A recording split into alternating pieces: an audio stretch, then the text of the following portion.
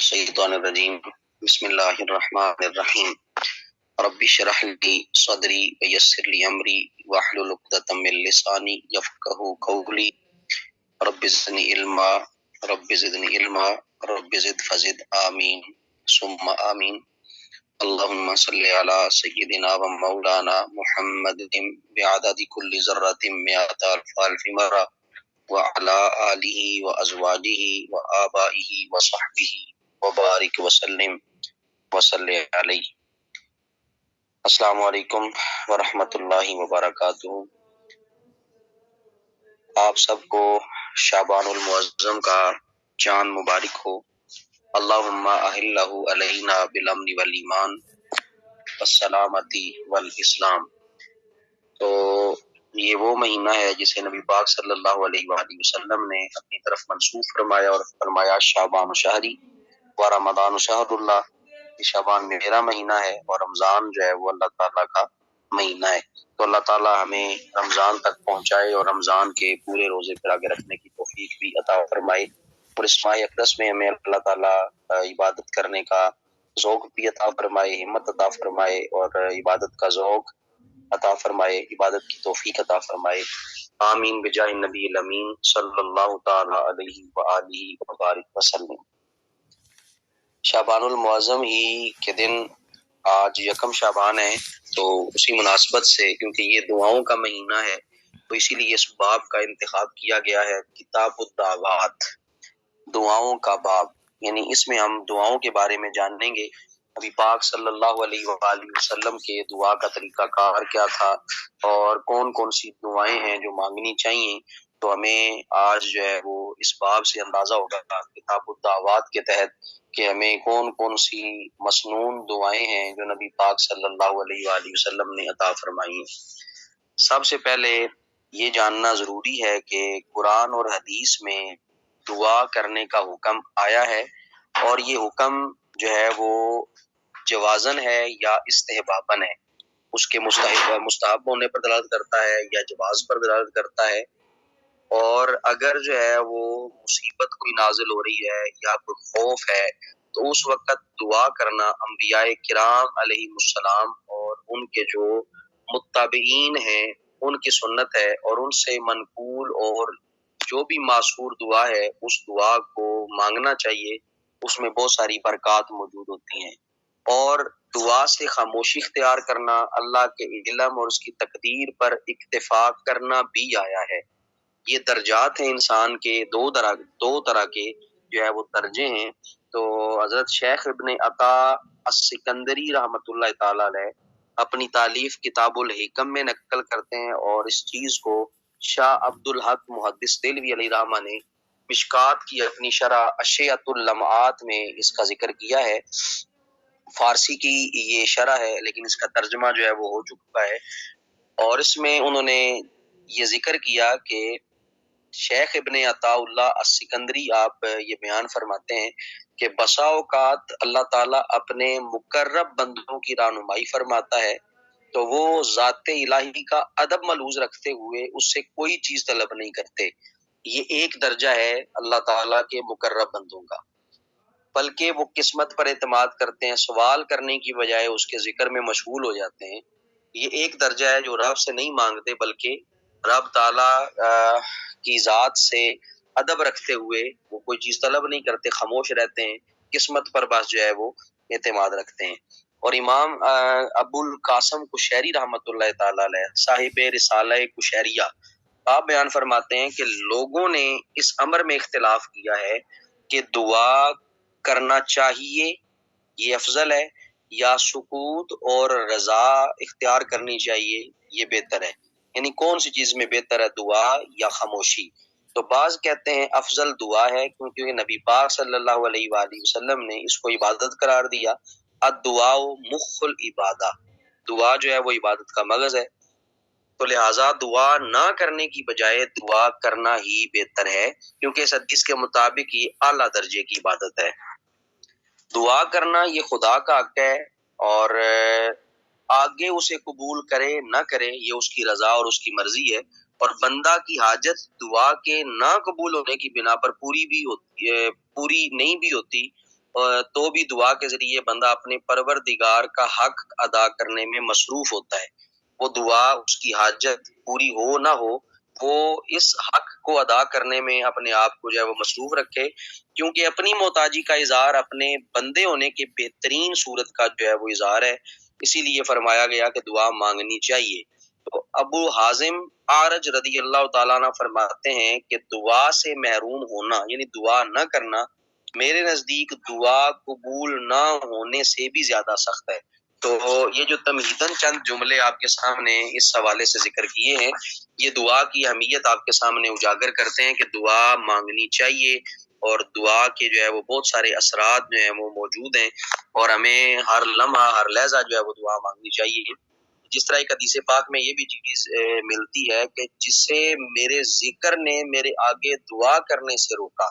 میں اس کو اس سے بہتر اور زیادہ دیتا ہوں، اور جو مانگنے اور دعا کرنے والوں کو دیتا ہوں۔ تو یہاں پر دونوں درجوں کا ذکر حدیث میں موجود ہے کہ ایک بندہ اللہ کے ذکر میں اتنا مشغول ہو گیا کہ وہ رب سے مانگ نہیں سکا، اس نے اپنی زندگی کو اس طرح ڈالا کہ وہ ذکر میں، نماز میں، عبادت میں اتنا مصروف ہو گیا کہ وہ رب سے مانگ نہیں سکتا، اسے مانگنے کا وقت ہی نہیں ملا۔ لیکن اللہ فرماتا ہے کہ میں جو مانگنے والے ہیں مجھ سے، جو دعا کرنے والے ہیں، میں ان سے زیادہ اور ان سے بہتر اس کو نہ مانگنے والے کو جو ہے وہ عطا کرتا ہوں، کیونکہ اس پہ ذکر کی برکت بھی ہے، اس کی پاس عبادت کی برکت بھی ہے، تو ساری برکات اکٹھی ہو جاتی ہیں۔ وہ مانگے نہ مانگے اس کو رب تعالیٰ پھر بھی عطا فرماتا رہتا ہے۔ تو یہ دعا کی کچھ جو ہے وہ آپ کے سامنے چیزیں ذکر کی ہیں، اس کی اہمیت آپ کے سامنے جو ہے وہ بیان کی ہے۔ اب ہم آتے ہیں کتاب الدعوات الفصل الاول، ہائی لائٹ میں نے پہلے حدیث مبارکہ گرین سے کی ہے، تو اس میں سب سے پہلی حدیث مبارکہ حضرت ابو ہریرہ رضی اللہ تعالیٰ عنہ سے مروی ہے۔ آپ نے ارشاد فرمایا، قالا قالا رسول اللہ صلی اللہ علیہ وآلہ وسلم، لکل نبی دعوت، ہر نبی کے لیے ایک دعا ہے، مستجابۃ، جو قبول ہوتی ہے، یعنی ہر نبی کو ایک ایسی دعا عطا کی گئی ہے جو قبول ہونے والی ہے۔ فتعجل کل نبی دعوتہ، فتعجل عجلت فرمائی، جلدی کی، کل نبی، ہر نبی نے جلدی کی، دعوتہ، اپنی دعا کرنے میں، تو ہر نبی نے دعا کرنے میں جلدی کی۔ وَإِنِّ اخْتَبَأْتُ، اور میں نے اسے چن لیا ہے، میں نے رکھ لیا ہے، چھپا رکھا ہے، دعوتی، اپنی دعا کو، کس وجہ سے؟ شفاعتاً لأمتی الی یوم القیامہ، قیامت کے دن اپنی امت کی شفاعت کرنے کے لیے۔ وہ ایک دعا جو قبول ہوتی ہے، باقی انبیاء نے اپنی اپنی زندگی میں مانگ لی، لیکن وہ جو دعا قبول ہونے والی ہے وہ میں نے قیامت کے دن کے لیے سنبھال رکھی ہے، اور وہ دعا میں اس وقت کروں گا جب میں نے اپنے امتیوں کی شفاعت کروانی ہوگی۔ اور شفاعت کس کو نصیب ہوگی؟ حدیث کے الفاظ ہیں، فَهِيَ نَائِلَةٌ إِن شَاءَ اللَّهُ مَن مَاتَ مِنْ أُمَّتِي لَا يُشْرِكُ بِاللَّهِ شَيْئًا، اور یہ میری شفاعت اس بندے کو، میرے امتی کو پہنچے گی جو اس حالت میں اس دنیا سے رخصت ہوا اور اللہ سے اس نے ملاقات کی، اس حالت میں کہ وہ اللہ کے ساتھ کسی کو شریک نہیں ٹھہراتا تھا۔ نبی پاک فرماتے ہیں کہ میں اس کی شفاعت کروں گا۔ تو یہ حدیث پاک پہلی آپ نے سماعت کی، اس کا ترجمہ دوبارہ ترتیب سے دیکھ لیں۔ نبی پاک صلی اللہ علیہ وآلہ وسلم نے ارشاد فرمایا، ہر نبی کے لیے ایک مستجاب جو ہے وہ دعا ہوتی ہے، بس ہر نبی نے اپنی دعا میں جلدی کی، اور میں نے اپنی دعا کو قیامت کے دن کے لیے، جو کہ میری امت کی شفاعت کے طور پہ ہوگی، چھپا کے رکھا ہوا ہے، اور یہ انشاءاللہ اسے ہی ملے گی جو میری امت میں سے اس حال میں مرا کہ اس نے اللہ کے ساتھ کسی کو شریک نہ ٹھہرایا ہو۔ تو یہ امام مسلم نے جو ہے نقل کی، اور امام بخاری نے جو ہے وہ ذکر کیا، لیکن اس کو اختصار کے ساتھ حدیث کو ذکر کیا، اکثر منہ، یعنی امام بخاری کے الفاظ جو ہیں امام مسلم کے الفاظ سے جو ہے وہ مختصر ہیں۔ تو یہ آپ کی حدیث مبارکہ جسے آپ نے جو ہے وہ سنا ہے کہ جو شخص دنیا میں ایمان کے ساتھ گیا اگرچہ گناہگار ہی ہو، ٹھیک ہے، تو نبی پاک صلی اللہ علیہ وسلم نے فرمایا میں اس کی جو ہے وہ شفاعت کروں گا، تو یہ درجہ ذکر کیا گیا۔ اب ہم بڑھتے ہیں اگلی حدیث مبارکہ کی طرف۔ اگلی حدیث مبارکہ یہ حضرت ابو ہریرہ ہی سے مروی جو ہے وہ روایت ہے۔ حضرت ابو ہریرہ رضی اللہ تعالیٰ عنہ آپ اس روایت کو نقل کرتے ہیں یہ پلے کلر سے میں نے اس کو جو ہے وہ یہاں پہ ہائی لائٹ کیا ہے۔ آپ بیان فرماتے ہیں قال رسول اللہ صلی اللہ علیہ وآلہ وسلم کے نبی پاک صلی اللہ علیہ وآلہ وسلم نے ارشاد فرمایا انی اتخذت عندک عہدا، اللہم انی اتخذت عندک، اللہم اے میرے اللہ، انی بے شک میں اتخذت میں نے لے رکھا ہے یا بنایا ہے عندک تیری بارگاہ میں عہدا ایک وعدہ، اے اللہ بے شک میں نے تجھ سے ایک وعدہ لے رکھا ہے، لن تخلفنی، اے رب تو ہرگز اس وعدے کے خلاف نہیں کرے گا، تو ہرگز مجھ سے وعدے کی خلاف ورزی نہیں کرے گا، لن تخلفنی، تو اس وعدے کے خلاف ہرگز نہیں کرے گا، فانما انا بشر،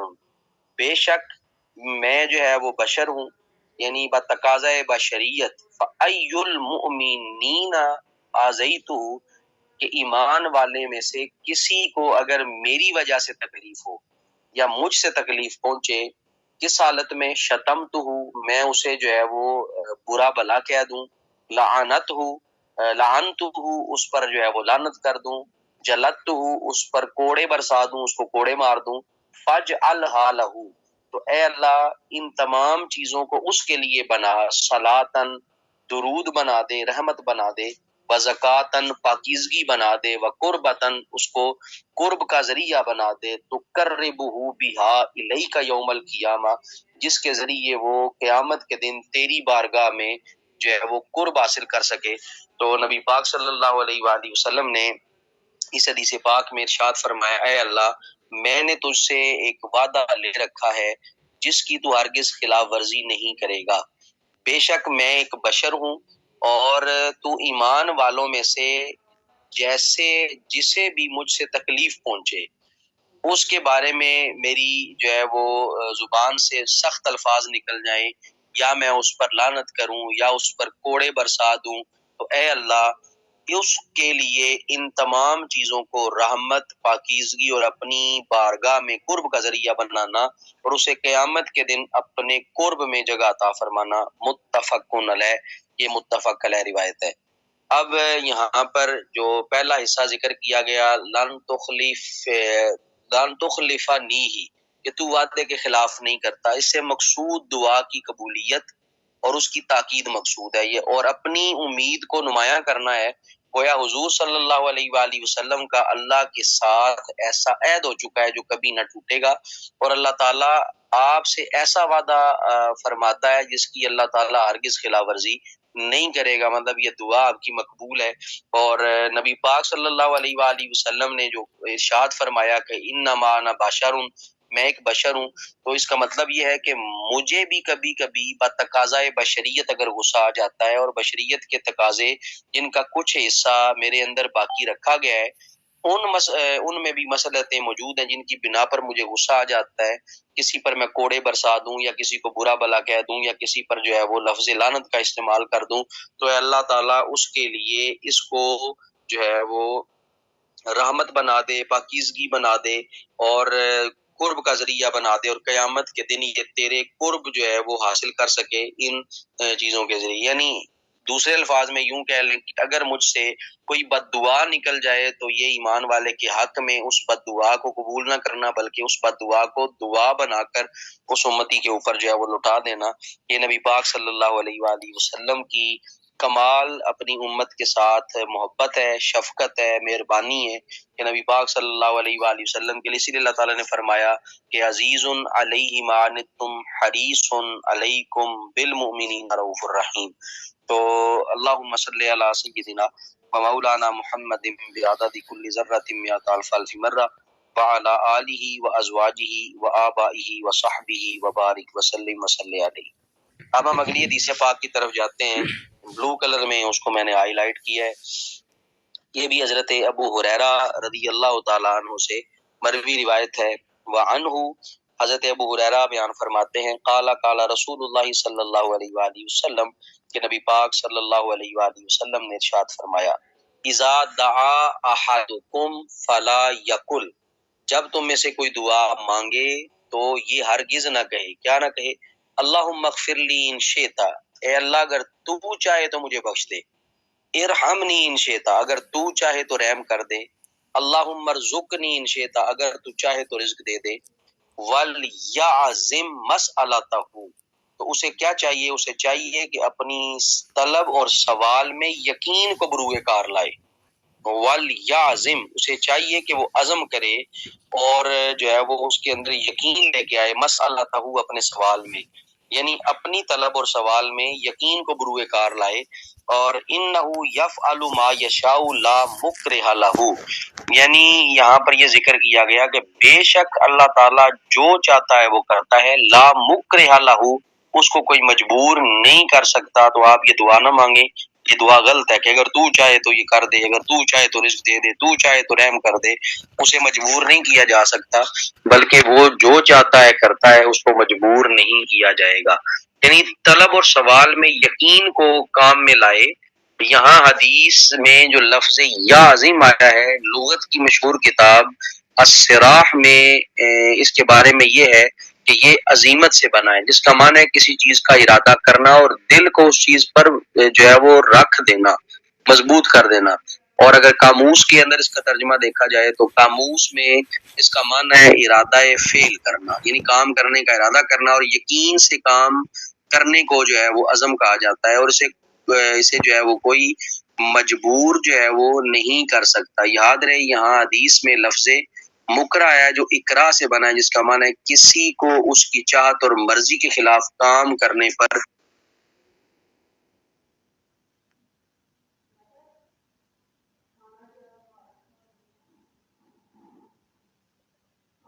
ان اللہ لا یتعاظمہ شیء آتاہ، اور یعنی فإن اللہ، بے شک اللہ تعالی، لا یتعاظمہ شیء، کوئی چیز بڑی نہیں ہے، آتاہ اللہ، جو اللہ اپنے بندے کو دینا چاہتا ہے۔ جو چیز اللہ تعالیٰ اپنے بندے کو دینا چاہتا ہے اس سے کوئی چیز بڑی اور بھاری نہیں ہو سکتی۔ جو اللہ دے دے وہی چیز بڑی ہے، وہی چیز بھاری ہے۔ اس حدیث پاک کا دوبارہ جو ہے وہ ترجمہ آپ سماعت کریں۔ اس حدیث پاک میں جو ارشاد فرمایا وہ یہ ہے، نبی پاک صلی اللہ علیہ وآلہ وسلم نے ارشاد فرمایا، جب تم میں سے کوئی شخص دعا کرے تو یوں نہ کہا کرے کہ اے اللہ اگر تو چاہتا ہے تو مجھے یہ بخش دے، بلکہ یقین اور پوری رغبت سے دعا کرے، کیونکہ اللہ تعالیٰ کے آگے کوئی چیز بھی بھاری اور بڑی نہیں ہے، وہ اپنے بندے کو دینا چاہتا ہے۔ امام مسلم نے اس روایت کو نقل کیا ہے۔ یعنی جو بھی چیز تم مانگو گے اللہ جو تمہیں دے گا، کیونکہ وہ بادشاہ ہے، اس کی دی ہوئی چھوٹی سی چیز بھی تمہارے لیے بڑی اور بھاری ہے، اور اس کی اگر تم نعمت کا شکرانہ ادا کرو تو یہی جو ہے وہ کافی ہے۔ اور دیکھیں اس باب کی خاصیت، یہ 5ویں حدیث ہے جو حضرت ابو ہریرہ رضی اللہ تعالی عنہ سے مروی ہے، اور اس 5ویں حدیث کو بھی ہم جو ہے وہ پڑھتے ہیں اور 5ویں حدیث کے بارے میں بھی جانتے ہیں۔ یہ بھی یہ ہائی لائٹ میں نے کی ہے، یہ حدیث پاک ہے 5ویں، جو کہ حضرت ابو ہریرہ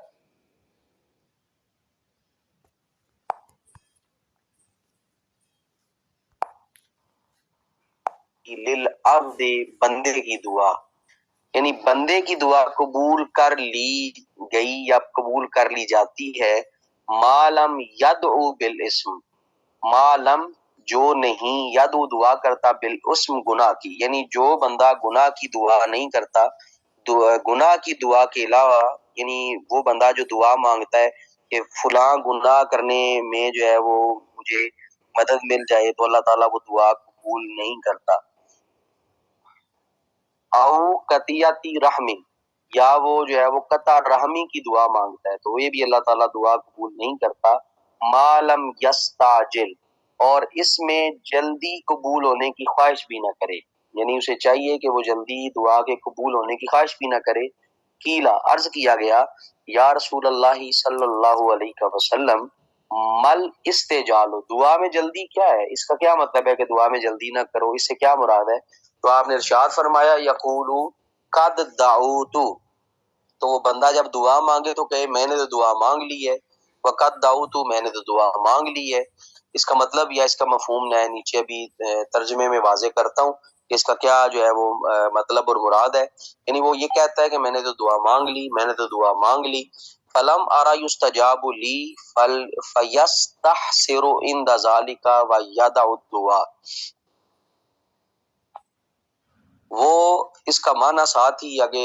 اشارتاً اگر آپ سمجھ سکیں تو اس کا ساتھ ہی معنی موجود ہے. قد دعوت تو میں نے دعا مانگ لی، فلم ارا میں نہیں دیکھتا، یستجاب لی کہ وہ دعا میرے لیے قبول ہو گئی ہو، یعنی میں نے دعا مانگی اور دعا قبول ہی نہیں ہوئی. فَلْيَسْتَحْسِرُ عِنْدَ ذَلِكَ تو وہ اس سے جو ہے وہ مایوس ہو جائے گا، تھک جائے گا. وَيَدَعُ الدُّعَاءَ اور دعا کو چھوڑ دیتا ہے یا دعا کو چھوڑ دے گا. تو امام مسلم نے اس کو نقل کیا. اس کا مکمل ترجمہ یہ ہے، حضرت ابو ہریرہ رضی اللہ تعالیٰ عنہ آپ بیان فرماتے ہیں کہ نبی پاک صلی اللہ علیہ وسلم نے ارشاد فرمایا، بندے کی دعا قبول کر لی جاتی ہے جب کہ وہ گناہ یا قطع رحمی کی دعا نہ کرے اور اس میں جلد قبول ہونے کی خواہش نہ کرے. عرض کیا گیا یا رسول اللہ صلی اللہ علیہ وسلم جلدی کرنے کا کیا مطلب ہے؟ تو فرمایا کہ مثلا بندہ یوں کہے، بے شک میں نے دعا کی،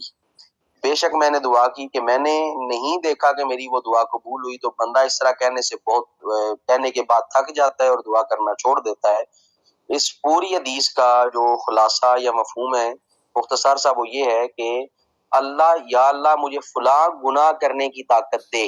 اگر یہ دعا مانگے گا تو یہ قبول نہیں ہوگی. یا وہ یہ کہتا ہے کہ اے اللہ میں فلاں سے رشتہ توڑنا چاہتا ہوں، تو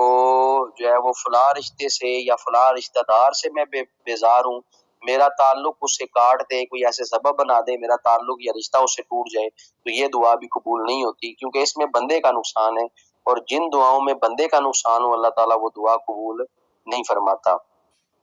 یہاں جو ذکر کیا گیا کہ قد دعو تو میں نے دعا کی، تو اس کا مطلب ہے میں نے بار بار دعا کی،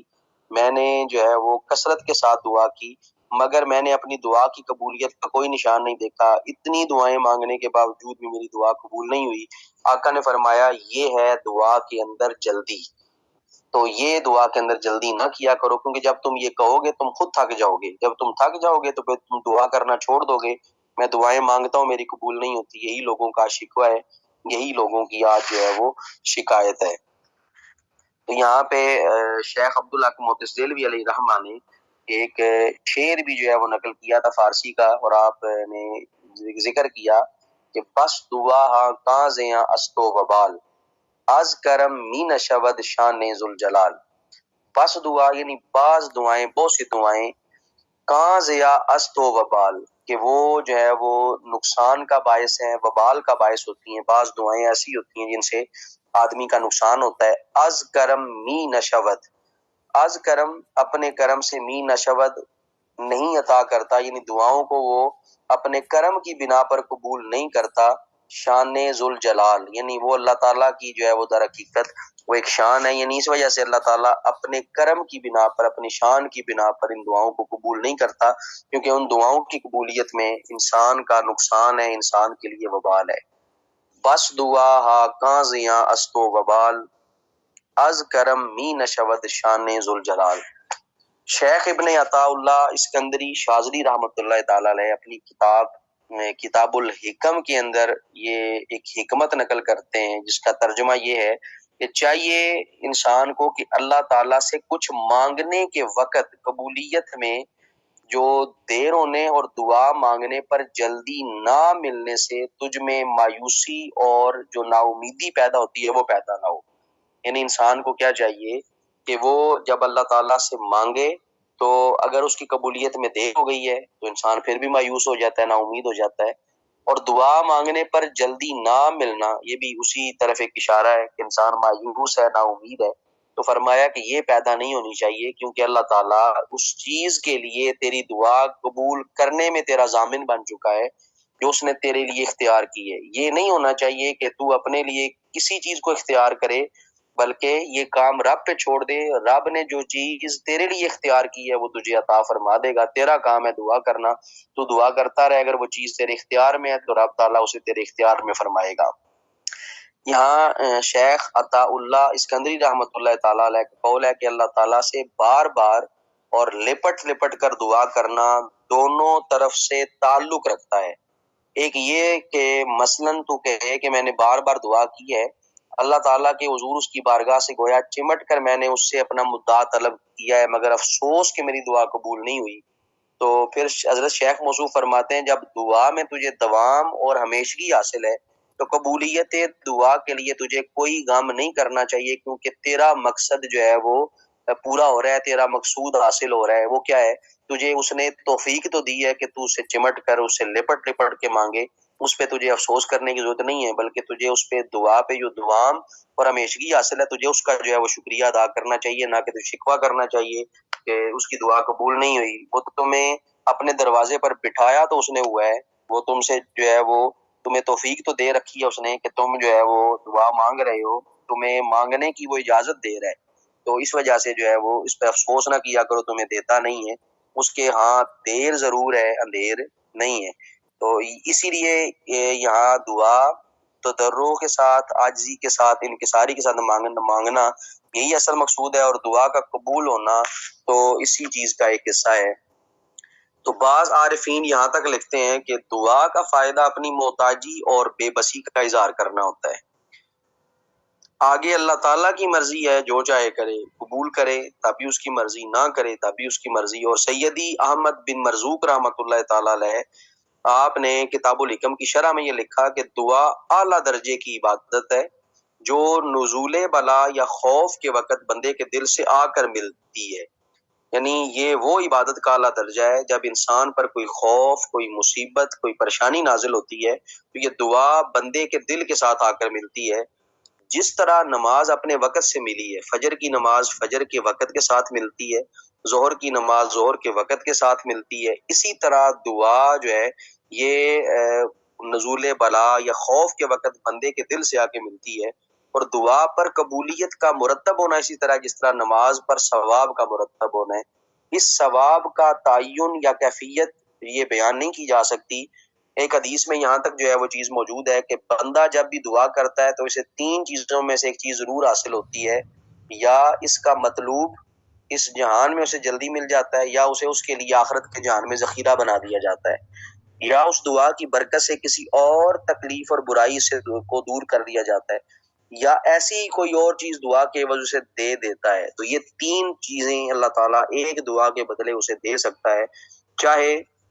تو وہ دنیا میں اس کی دعا قبول نہ کرے، وہ دعا آخرت کے لیے ذخیرہ ہو جائے، چاہے تو اس دعا کے بدلے کسی اور مصیبت اور تکلیف کو دور کر دے، برائی کو دور کر دے،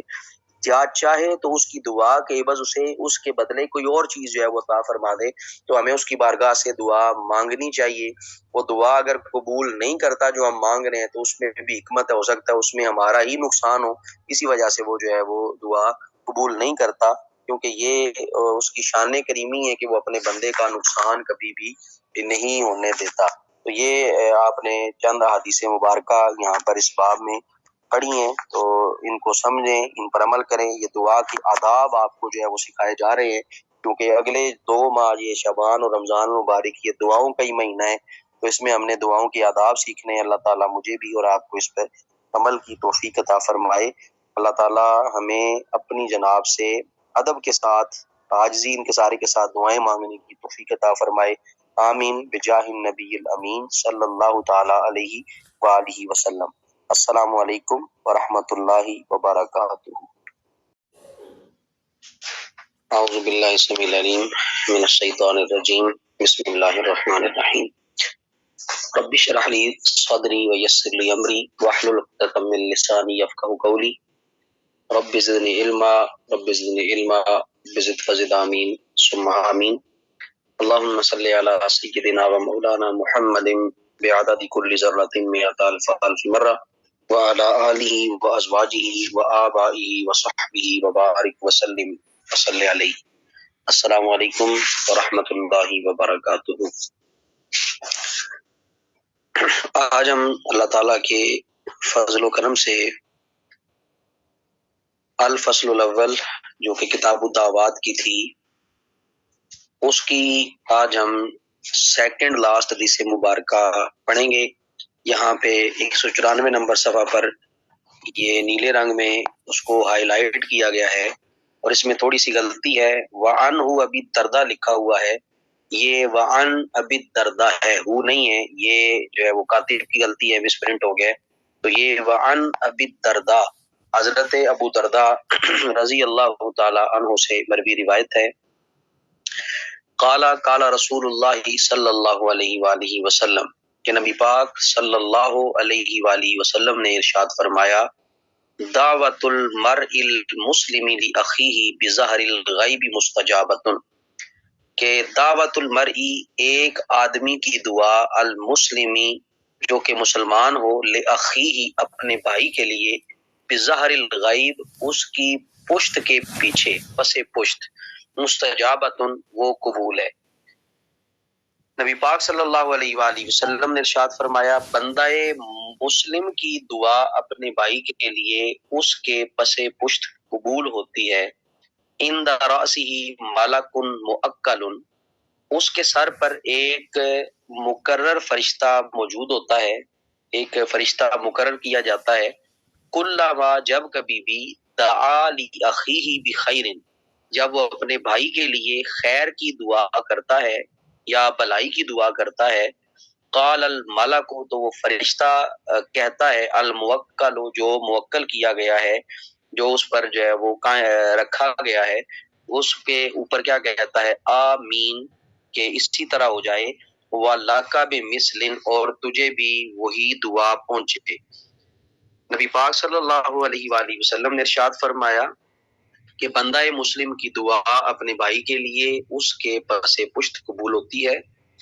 اس کے سر کے پاس ایک فرشتہ موجود ہوتا ہے کہ جب بھی وہ بندہ اپنے بھائی کے لیے دعا کرتا ہے وہ فرشتہ اس پر آمین کہتا ہے،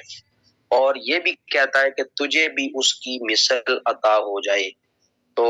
یہاں پر جو حدیث پاک ہے بالکل واضح ہے کہ اگر کوئی مرد یا عورت اپنے بھائی یا بہن کے لیے اس کی پیٹھ پیچھے بھلائی کی دعا کرتا ہے تو اللہ تعالیٰ وہ دعا قبول بھی فرماتا ہے، اور ایک فرشتہ مقرر ہوتا ہے جو اس کے لیے پھر دعا کرتا ہے، اس دعا پہ آمین کہتا ہے۔ تو کتنی زبردست حدیث مبارکہ، اس لیے کہا جاتا ہے کہ صرف اپنے لیے دعا نہ مانگیں، اپنے ایمان والے بھائیوں کے لیے بھی دعا مانگیں۔ اور دیکھ لیں یہ اسلام کی خوبصورتی ہے، جب بھی آپ دعا مانگتے ہیں جمع کے صیغے کے ساتھ مانگتے ہیں، جس طرح ربنا، اے ہمارے رب،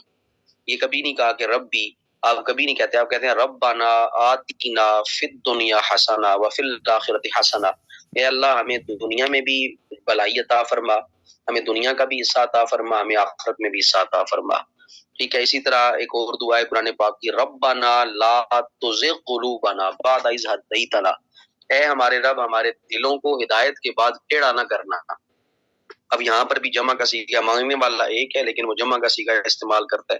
تو یہ بھی ایک قرآن پاک کا خوبصورت طریقہ کار ہے جس میں دعا کا ادب سکھایا جا رہا ہے، دعا کا طریقہ بتایا جا رہا ہے، اس کی یعنی جو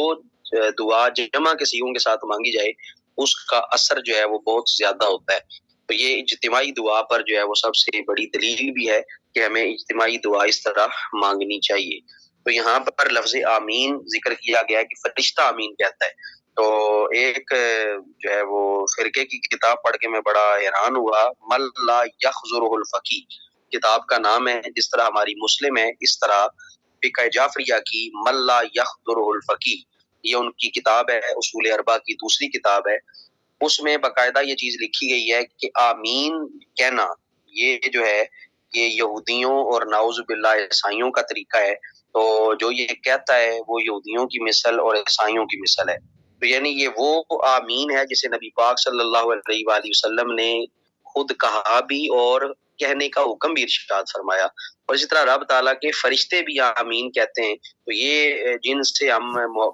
محبت مودت کے رشتے قائم کرتے ہیں تو ان کے نزدیک جو ہے وہ آمین نہیں کہنا چاہیے۔ تو آمین کیوں نہیں کہنا چاہیے؟ کیونکہ ان کے نزدیک یہ یہودیوں اور عیسائیوں کا نعوذ باللہ طریقہ ہے۔ تو یہ ایک عجیب سا گروہ اور ایک عجیب سا فرقہ اور عجیب سا مسلک ہے جس میں آمین کی مذمت موجود ہے۔ اور لیکن دیکھیں کہ جو بھی دعا آپ اپنی بھائی کے لیے پشت کے پیچھے مانگتے ہیں اس پر ایک مقرر فرشتہ آمین کہتا ہے اور دعا کرتا ہے کہ اللہ تعالیٰ اس کو بھی اس کی مثل جو ہے وہ عطا فرما۔ اگلی حدیث پاک کی طرف ہم بڑھتے ہیں۔ اگلی حدیث مبارکہ یہ بھی حضرت جابر رضی اللہ تعالی عنہ سے مروی ہے۔ حضرت جابر اب آپ جو ہے وہ اس حوالے سے بیان فرماتے ہیں، یہ سبز رنگ میں اس کو میں نے ہائی لائٹ کیا ہے۔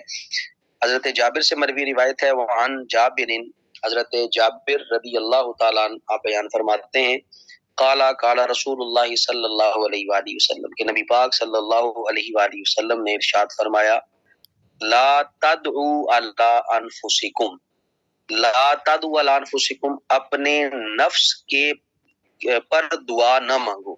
یعنی اپنے نفس پر دعا نہ مانگنے کا مطلب ہے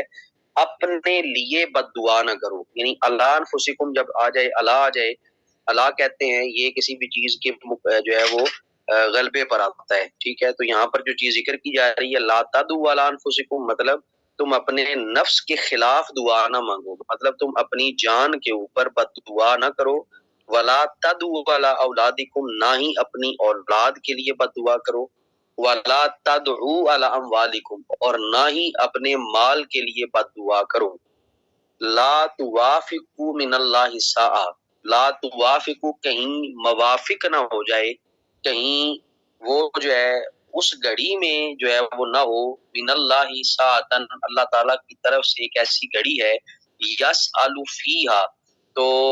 اس میں اگر کوئی بندہ سوال کرتا ہے عطاءً، تو اسے عطا کر دیا جاتا ہے، فَيَسْتَجِيبُ لَكُمْ، یہ نہ ہو کہ تمہیں جو ہے وہ تمہاری دعا کو یا بد دعا کو قبول کر لیا جائے۔ حدیث پاک کا لفظی ترجمہ آپ نے سنا ہے، اب اس کو ترتیب کے ساتھ ہم دیکھتے ہیں۔ حضرت جابر رضی اللہ تعالیٰ عنہ سے مروی روایت ہے، آپ بیان فرماتے ہیں کہ رسول اللہ صلی اللہ علیہ وآلہ وسلم نے فرمایا، اپنے آپ کے لیے بد دعا نہ کرو،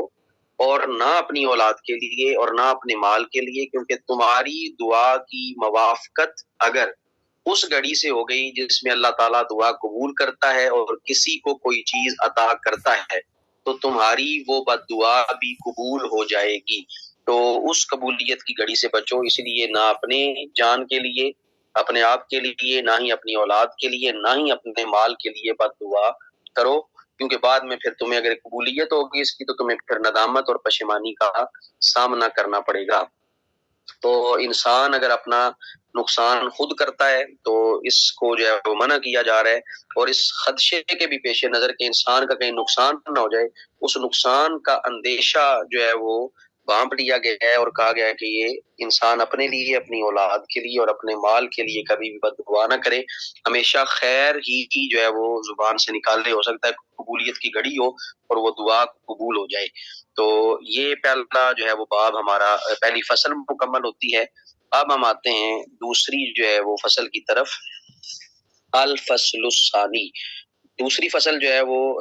اس کو جو ہے وہ اب ہم پڑھتے ہیں۔ دوسری فصل میں اس کو جو ہے وہ پیلے رنگ سے جو ہے وہ ذکر لکھ دیتا ہوں ایسے، یہ پوری حدیث پاک ہے، حضرت نعمان بن بشیر رضی اللہ تعالی عنہ آپ روایت کرتے ہیں، وعن نعمان بن بشیر، حضرت نعمان بن بشیر آپ روایت کرتے ہیں، قال رسول اللہ صلی اللہ علیہ وآلہ وسلم، کہ نبی پاک صلی اللہ علیہ وآلہ وسلم نے ارشاد فرمایا، الدعاء هو العبادہ، کہ دعا عبادت ہی ہے، یعنی دعا ہی عبادت ہے۔ تو جس طرح آپ کو میں نے تعارف میں کل ذکر کیا تھا کہ دعا کے بارے میں جو ہے وہ اقوال مختلف ہیں، بعض نے کہا کہ دعا جو ہے وہ مانگنی چاہیے، دعا مانگنا افضل ہے، دعا مانگنا بہتر ہے، خاموشی سے بہتر دعا مانگنا ہے، اس پر جو ہے وہ کل کافی ساری میں بحث کر چکا ہوں۔ تو یہاں پر حدیث پاک سے اس چیز کا ثبوت ملتا ہے کہ واقعی دعا مانگنی چاہیے، الدعاء هو العبادہ، دعا ہی عبادت ہے۔ ثم قرأ، پھر آپ صلی اللہ علیہ وآلہ وسلم نے قرات فرمائی یا یہ آیت پڑھی، وقالا، اور آیت کیا ہے، وقال ربکم ادعونی استجب لکم، وقالا، اور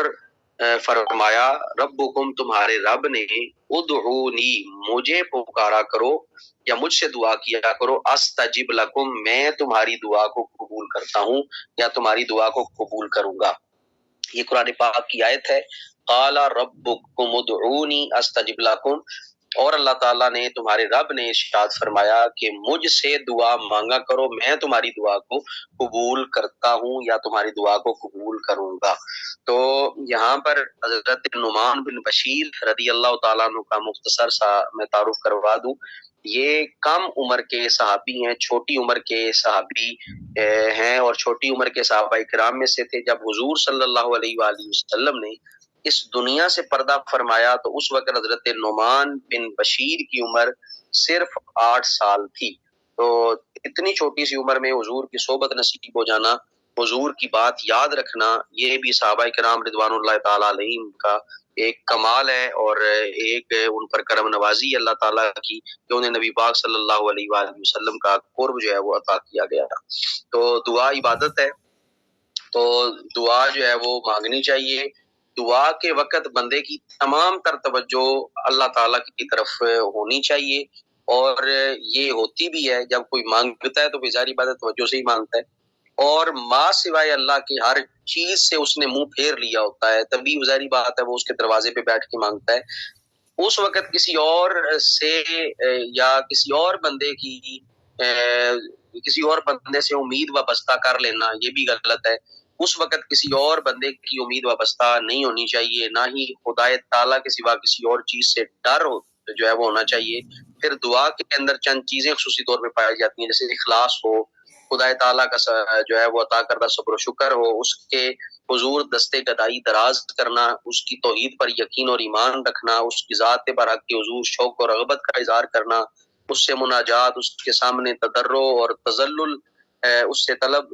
مدد طلب کرنا، اس کے حضور اپنی فریاد پیش کرنا، یہ سب دعا کے آداب میں سے. جب یہ ساری چیزیں جمع ہو جاتی ہیں، پھر یہ جو آیت مبارکہ آپ نے پیچھے سننی ہے، وقال ربکم ادعونی استجب لکم، تم مجھ سے مانگو میں تمہیں عطا کروں گا. یعنی تمہیں مانگنے کا صدیقہ جب آ گیا نا تو وہ اللہ تعالیٰ تمہیں فوراً عطا کرے گا. اس لیے علامہ اقبال علیہ رحمہ نے جواب شکوہ میں ایک شعر لکھا تھا، ہم تو مائل بکرم ہیں کوئی سائل ہی نہیں،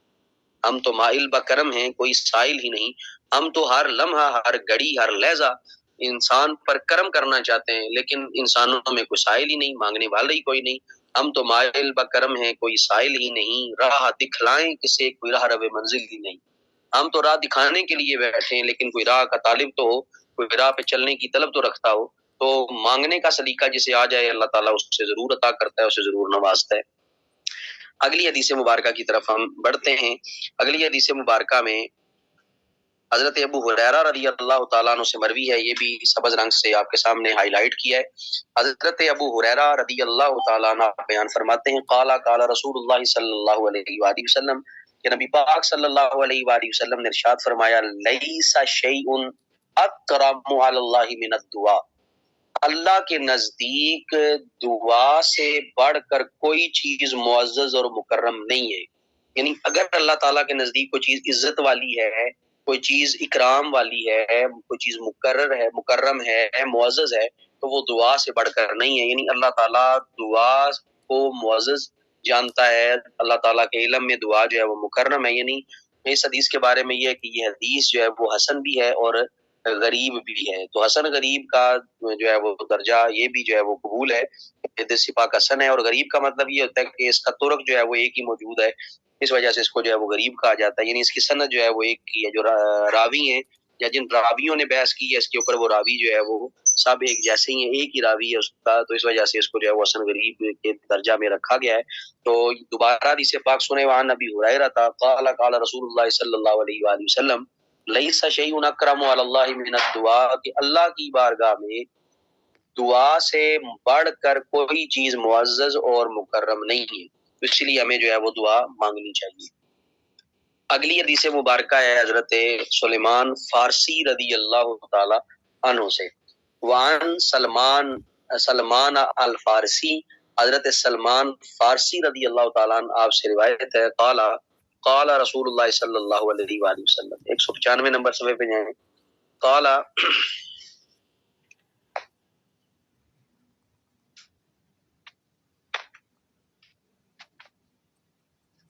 میں دوبارہ جو ہے وہ حدیث پاک کو ہائی لائٹ کرتا ہوں. یہ حدیث پاک ہے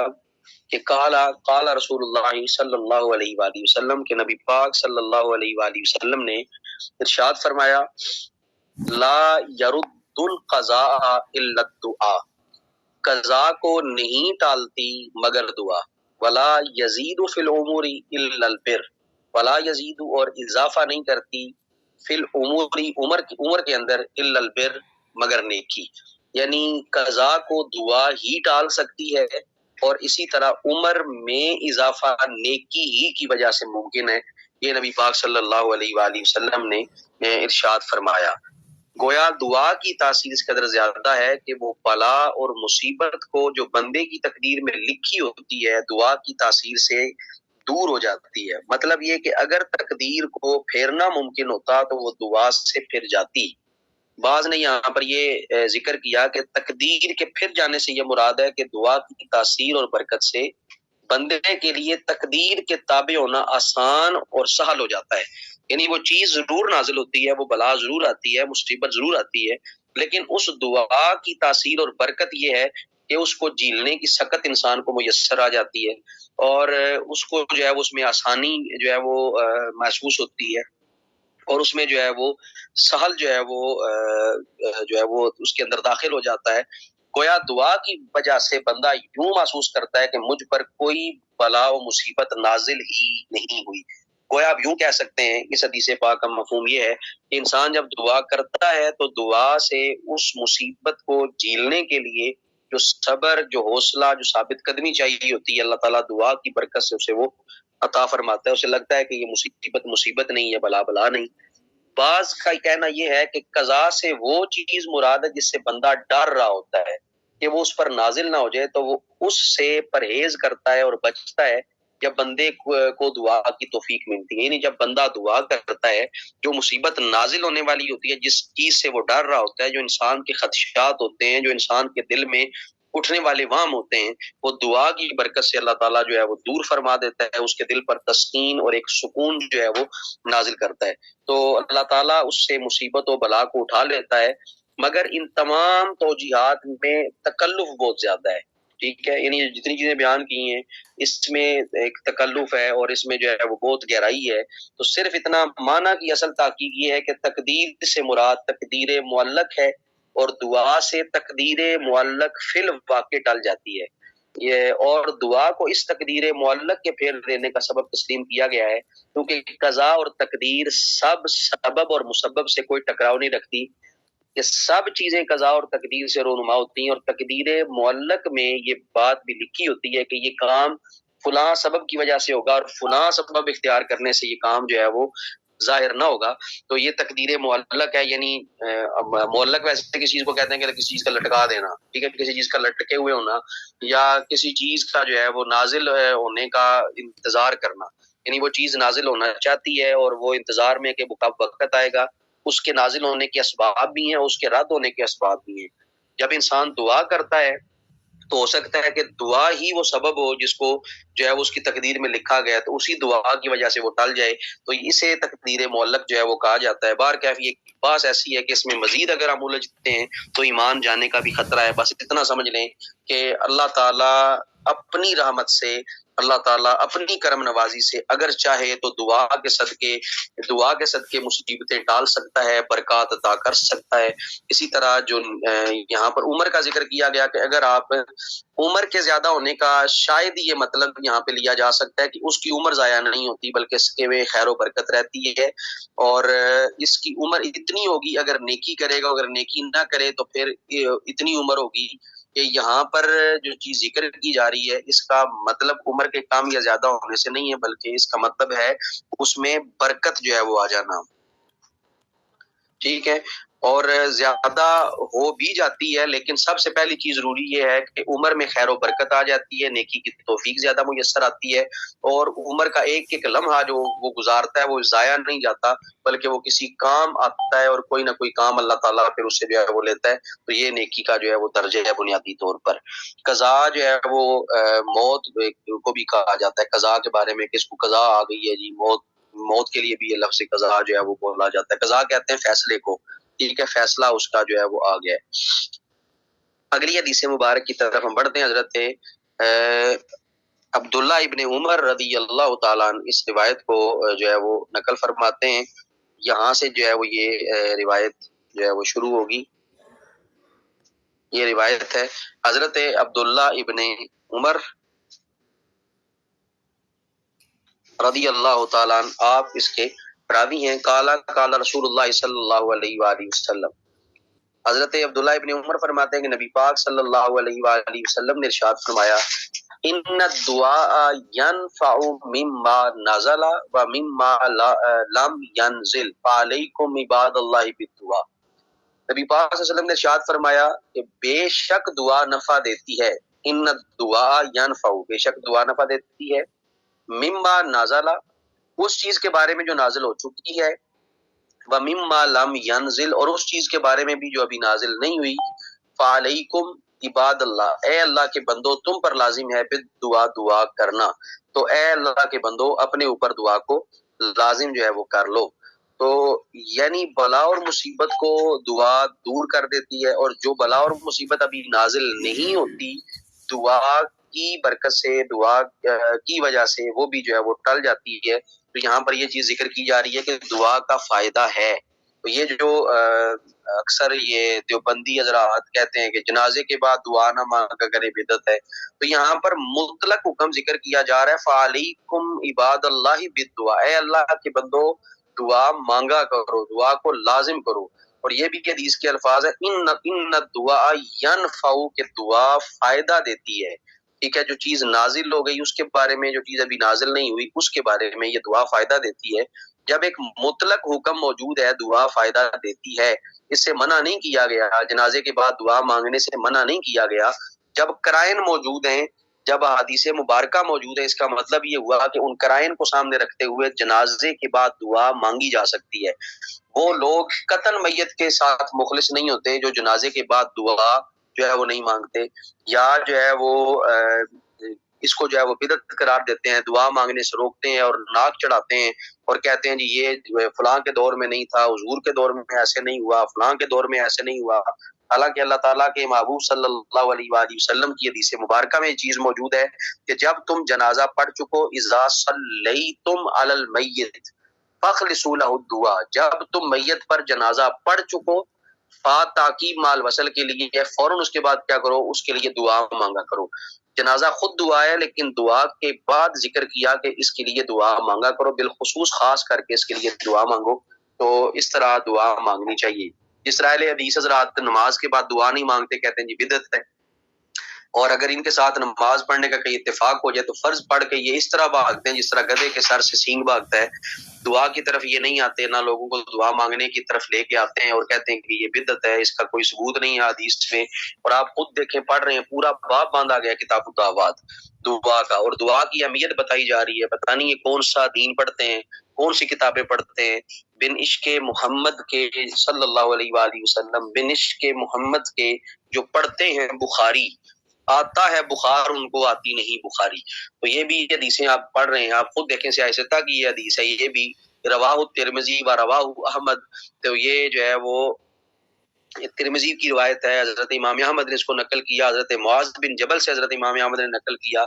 تو اس کے مختلف طرق جو ہے وہ موجود ہیں۔ تو یہ جو ہے وہ ان کا طریقہ کار جو ہے وہ ذکر کیا جا رہا ہے، دعا مانگنے کا سلیقہ سکھایا جا رہا ہے۔ تو یہ پتہ نہیں کس طرح یہ پڑھ کے وہابی ہو جاتے ہیں، مجھے سمجھ نہیں آتی، اتنی حالانکہ واضح حدیث موجود ہیں، اس کے باوجود ان کو جو ہے وہ سمجھ جو ہے وہ اس چیز کی نہیں آتی۔ اب ہم آگے بڑھتے ہیں اگلی حدیث پاک کی طرف۔ اگلی حدیث پاک یہ حضرت جابر رضی اللہ تعالیٰ عنہ سے مروی ہے۔ حضرت جابر فرماتے ہیں، وان جابر حضرت رضی اللہ تعالیٰ عنہ حضرت جابر سے مروی روایت ہے، قال رسول اللہ صلی اللہ علیہ وآلہ وسلم، کہ نبی پاک صلی اللہ علیہ وآلہ وسلم نے ارشاد فرمایا، ما من احد یدعو بدعاء، ما من احد، کہ کوئی بندہ بھی، یدعو بدعاء، دعا مانگتا ہے، الا آتاہ اللہ ما سأل، تو اللہ تعالیٰ اسے ضرور بھی ضرور عطا کرتا ہے جو وہ مانگتا ہے، او کف عنہ من السوء، یا اسی طرح کی کوئی تکلیف اس سے جو ہے وہ روک لیتا ہے، یعنی کفا کا مطلب ہوتا ہے روک لینا، یعنی کفا روک لیتا ہے، انہ اس سے، من السوء مثلہ، اس کی مثل کوئی جو ہے وہ چیز جو ہے وہ روک لیتا ہے، ما لم یدعو باسم او قطیعۃ رحم، جب تک وہ کسی گناہ کے لیے یا قطع رحمی کی دعا نہ کرے۔ یہ کل بھی آپ نے اس کا ایک حصہ پڑھا تھا، ترجمہ اس کا یہ، حضرت جابر رضی اللہ تعالیٰ عنہ بیان فرماتے ہیں کہ رسول اللہ صلی اللہ علیہ وآلہ وسلم نے فرمایا، کوئی بندہ دعا نہیں کرتا مگر اللہ تعالیٰ اسے یا تو اس نے جو مانگا ہوتا ہے اسے دے دیتا ہے، عطا کر دیتا ہے، یا اس طرح کی کوئی تکلیف جو ہے اس سے روک لیتا ہے جب تک وہ کسی گناہ کے لیے یا قطع رحمی کے لیے دعا نہیں کرتا. یعنی اگر آپ غلط دعا کرتے ہیں تو وہ قبول نہیں ہوگی، اور اگر آپ اچھی دعا کرتے ہیں تو اللہ تعالیٰ اس دعا کو قبول فرماتا ہے. حضرت عبداللہ ابن مسعود رضی اللہ تعالیٰ عنہ سے مروی اگلی روایت ہے. حضرت عبداللہ ابن مسعود رضی اللہ تعالیٰ عنہ آپ بیان فرماتے ہیں،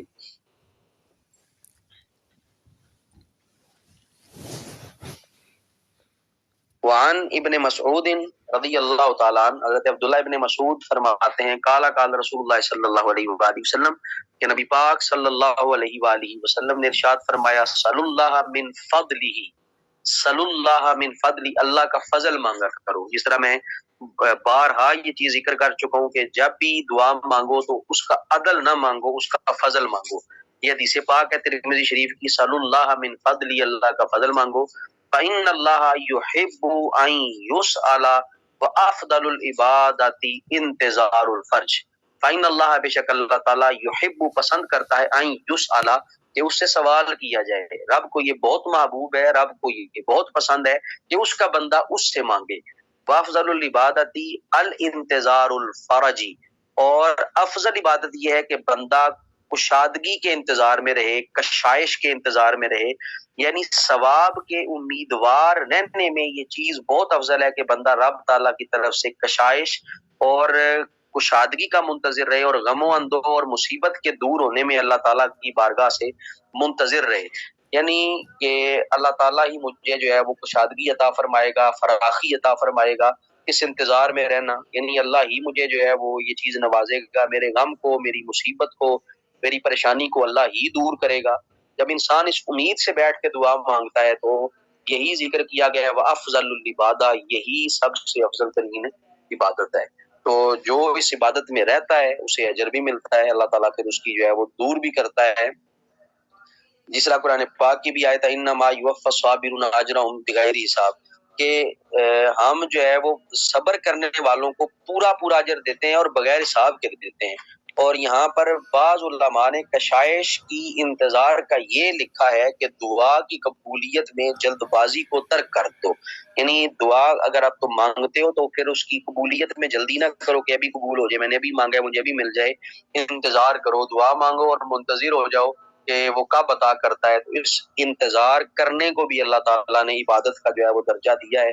یہ بھی اللہ تعالیٰ کی طرف سے ایک رحمت ہے، برکت ہے کہ ایک آدمی دعا مانگتا ہے، اللہ تعالیٰ اگر وہ اس کا انتظار کر رہا ہے تو وہ آدمی دعا کی قبولیت کا منتظر ہے، تو اللہ تعالیٰ اس ایک ایک گھڑی کو بھی عبادت میں جو ہے وہ شمار کرتا ہے. اگلی روایت حضرت ابو ہریرہ رضی اللہ تعالیٰ عنہ سے مروی ہے. آج کے سبق کی یہ آخری حدیث مبارکہ ہے. حضرت ابی ہریرہ رضی اللہ تعالیٰ عنہ آپ بیان فرماتے ہیں، قال قال رسول اللہ صلی اللہ علیہ وآلہ وسلم، کہ نبی پاک صلی اللہ علیہ وآلہ وسلم نے ارشاد فرمایا، ما لم یسأل اللہ یغضب علیہ، ما لم یسأل اللہ، کہ آقا نے فرمایا کہ جو سوال نہیں کرتا اللہ سے، جو اللہ سے دعا نہیں مانگتا، یغضب علیہ، اللہ تعالیٰ اس سے غضبناک ہو جاتا ہے، اللہ تعالیٰ اس سے ناراض ہو جاتا ہے. یعنی جو اللہ تعالیٰ اپنے بندوں پر سخاوت کرتا ہے، مہربانی کرنا چاہتا ہے، تو بندوں کے اس سے مہربانی طلب نہ کرنے سے خدا تعالیٰ کو غصہ آ جاتا ہے. علماء فرماتے ہیں کہ رحمان وہ ذات ہے جو طلب کرنے پر بندے کو عطا کرتی ہے، اور رحیم وہ ذات ہے کہ اگر اس سے نہ مانگا جائے تو اس کو غصہ آتا ہے. ٹھیک ہے، یعنی رحمان وہ ہے طلب کرنے پر بندے کو عطا کرے، اور رحیم اس صفت کو کہا جاتا ہے کہ اگر اس سے نہ مانگا جائے تو وہ غصہ ہو جائے. مراد یہ ہے کہ کبر و نفرت کے تحت اللہ تعالیٰ سے نہ مانگنا خدا تعالیٰ کو غصے میں لاتا ہے، ورنہ اللہ تعالیٰ کی قضا پر راضی ہوتے ہوئے سر تسلیم خم کر لینا بھی ایک جو ہے وہ بلند مقام ہے. یعنی انسان رب سے نہ مانگے، اسے تکبر ہے اور وہ نفرت کی وجہ سے رب سے نہیں مانگتا تو اللہ تعالیٰ اس سے ناراض ہو جاتا ہے. تو اس سے یہ ہرگز آپ نے یہ مطلب نہیں لینا. بعض ایسے ہیں جو رب کی رضا پر راضی رہتے ہیں، جس حضرت امام علی مقام رضی اللہ تعالیٰ عنہ اور شہدائے کربلا، جتنے بھی 72 نفوس قدسیہ جو کربلا میں شہید کیے گئے، سب راضی برضا رہے، کسی نے دعا نہیں مانگی. اور ہمارا ایمان، ہمارا عقیدہ، ہمارا دعویٰ ہے کہ اگر امام علی مقام وہاں پر نہر فرات کو اشارہ کر دیتے تو وہ آپ کے قدموں میں آ جاتا. اگر آپ اشارہ کر دیتے تو 2 کوفی کیا 2 لاکھ کوفی جو ہے وہ آپ کے صرف انگلی کے اشارے سے جو ہے وہ کٹ کے زمین پر گر جاتے، لیکن آپ نے اپنا اختیار، اپنی دعا کی طاقت استعمال نہیں کی، قوت ہوندیوں زور نہ لایا، بیٹھے من رضائیں، پانی باج پیاسے ٹر گئے، دین دنی دے سائیں۔ یہ بھی ایک مقام ہے، اور یہاں پر اس حدیث میں جو ذکر کیا جا رہا ہے ما لم یسأل اللہ یغضب علیہ، جو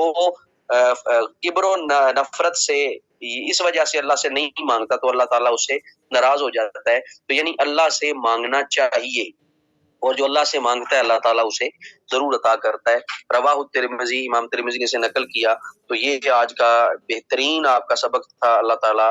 آپ کو اس کو سمجھنے کی، اس کو سمجھ کر اس پر عمل کی اللہ تعالیٰ توفیق عطا فرمائے۔ اپنے لیے بھی دعا مانگیں، اپنے ساتھ جڑے ہوئے لوگوں کے لیے دعا مانگیں، اپنے اساتذہ کے لیے جن سے آپ نے پڑھا ہے بچپن سے لے کے اب تک اور پڑھتے آ رہے ہیں، ان سب کے لیے دعا مانگیں، سب کو دعاؤں میں یاد رکھیں۔ ہو سکتا ہے کہ کوئی گھڑی ایسی ہو قبولیت کی اور آپ کی دعا جو ہے وہ لگ جائے۔ اللہ تعالیٰ ہم سب کو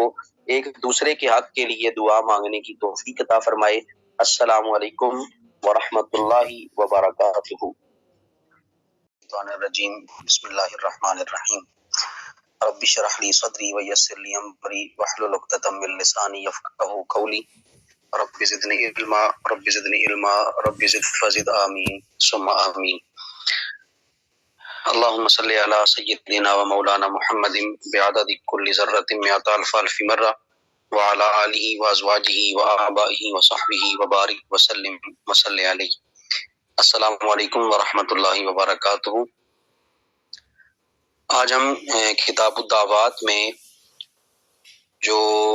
حدیث پاک پڑھیں گے وہ حضرت عبداللہ ابن عمر رضی اللہ تعالیٰ عنہ سے مروی روایت ہے۔ حضرت عبداللہ ابن عمر رضی اللہ تعالیٰ عنہ آپ بیان فرماتے ہیں،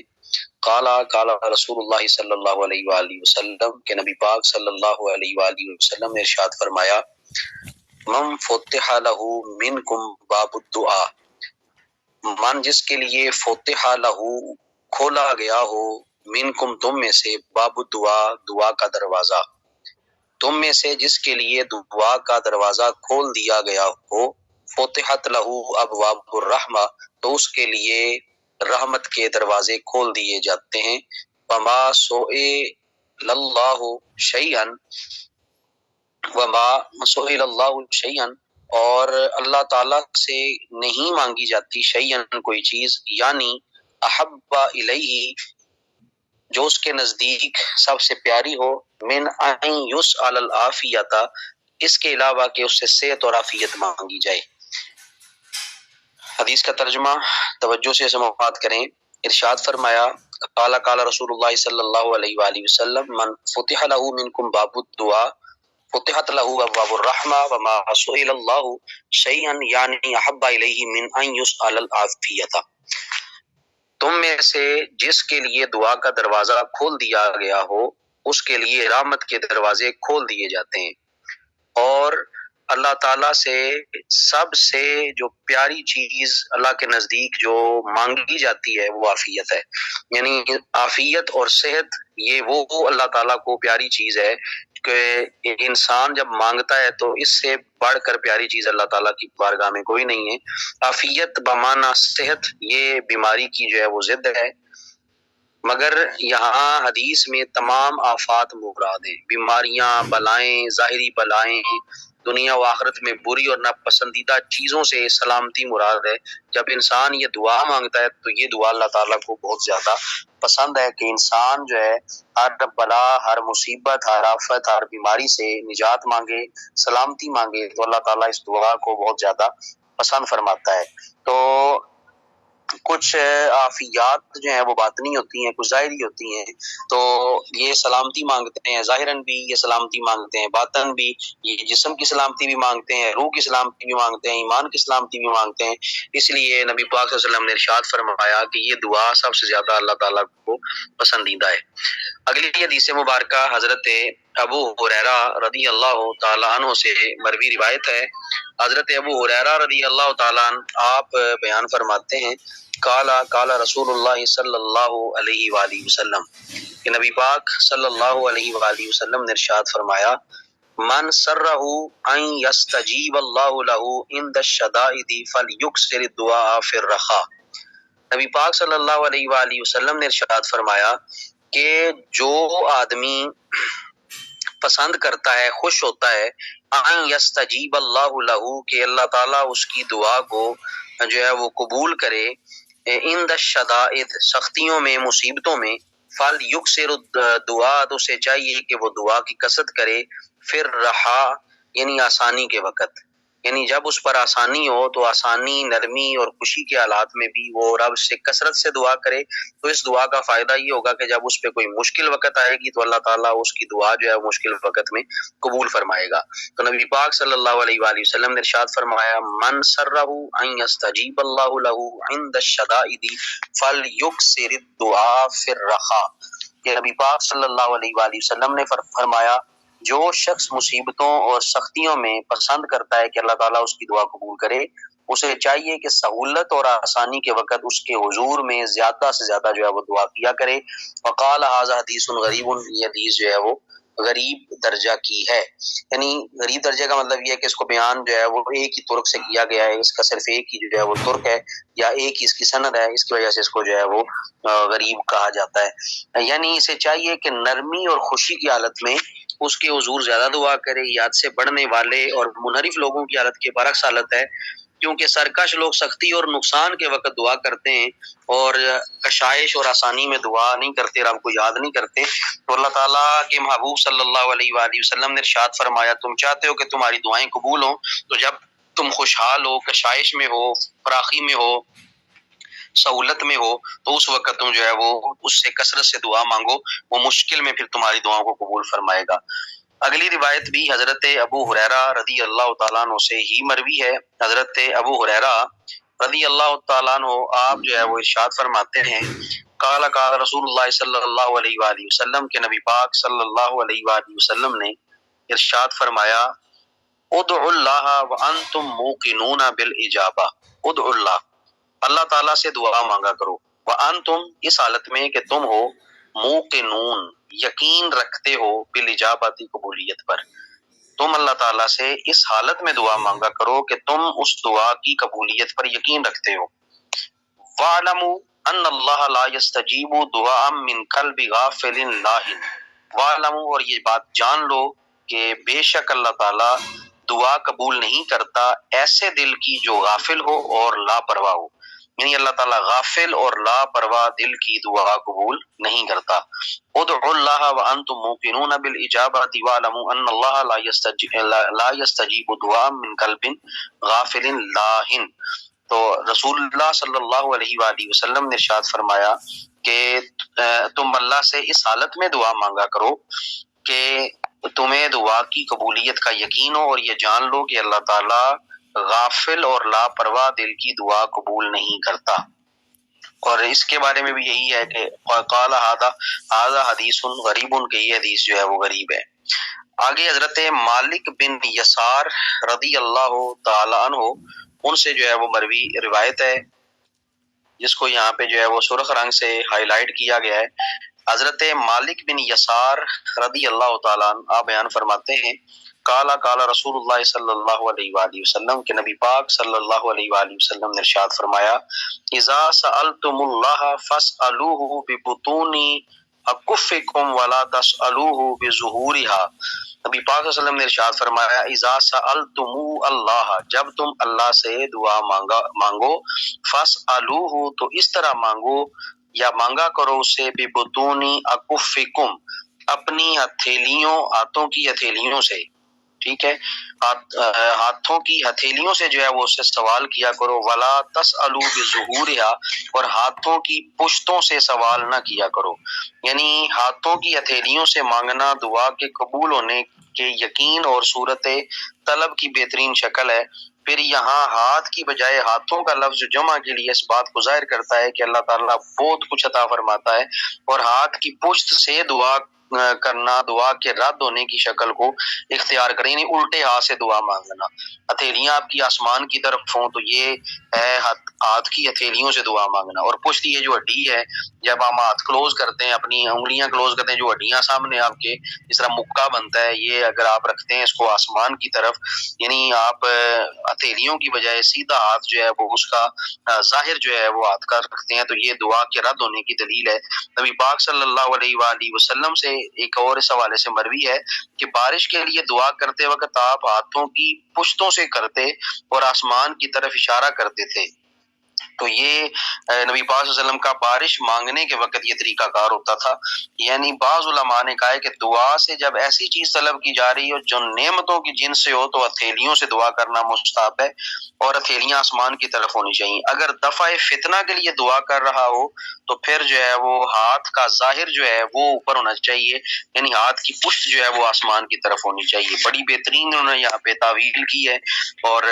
مسئلہ انہوں نے واضح کر دی ہے کہ اذا سألتم اللہ فاسألوا ببطون اکفکم، جب تم اللہ سے مانگو تو اپنے ہاتھوں کی ہتھیلیوں سے سوال کیا کرو، ولا تسألوا بظہورہا، اور اپنی ہاتھوں کے پشت سے جو ہے وہ سوال نہ کیا کرو۔ وفی روایت ابن عباس، حضرت عبداللہ ابن عباس سے روایت ہے،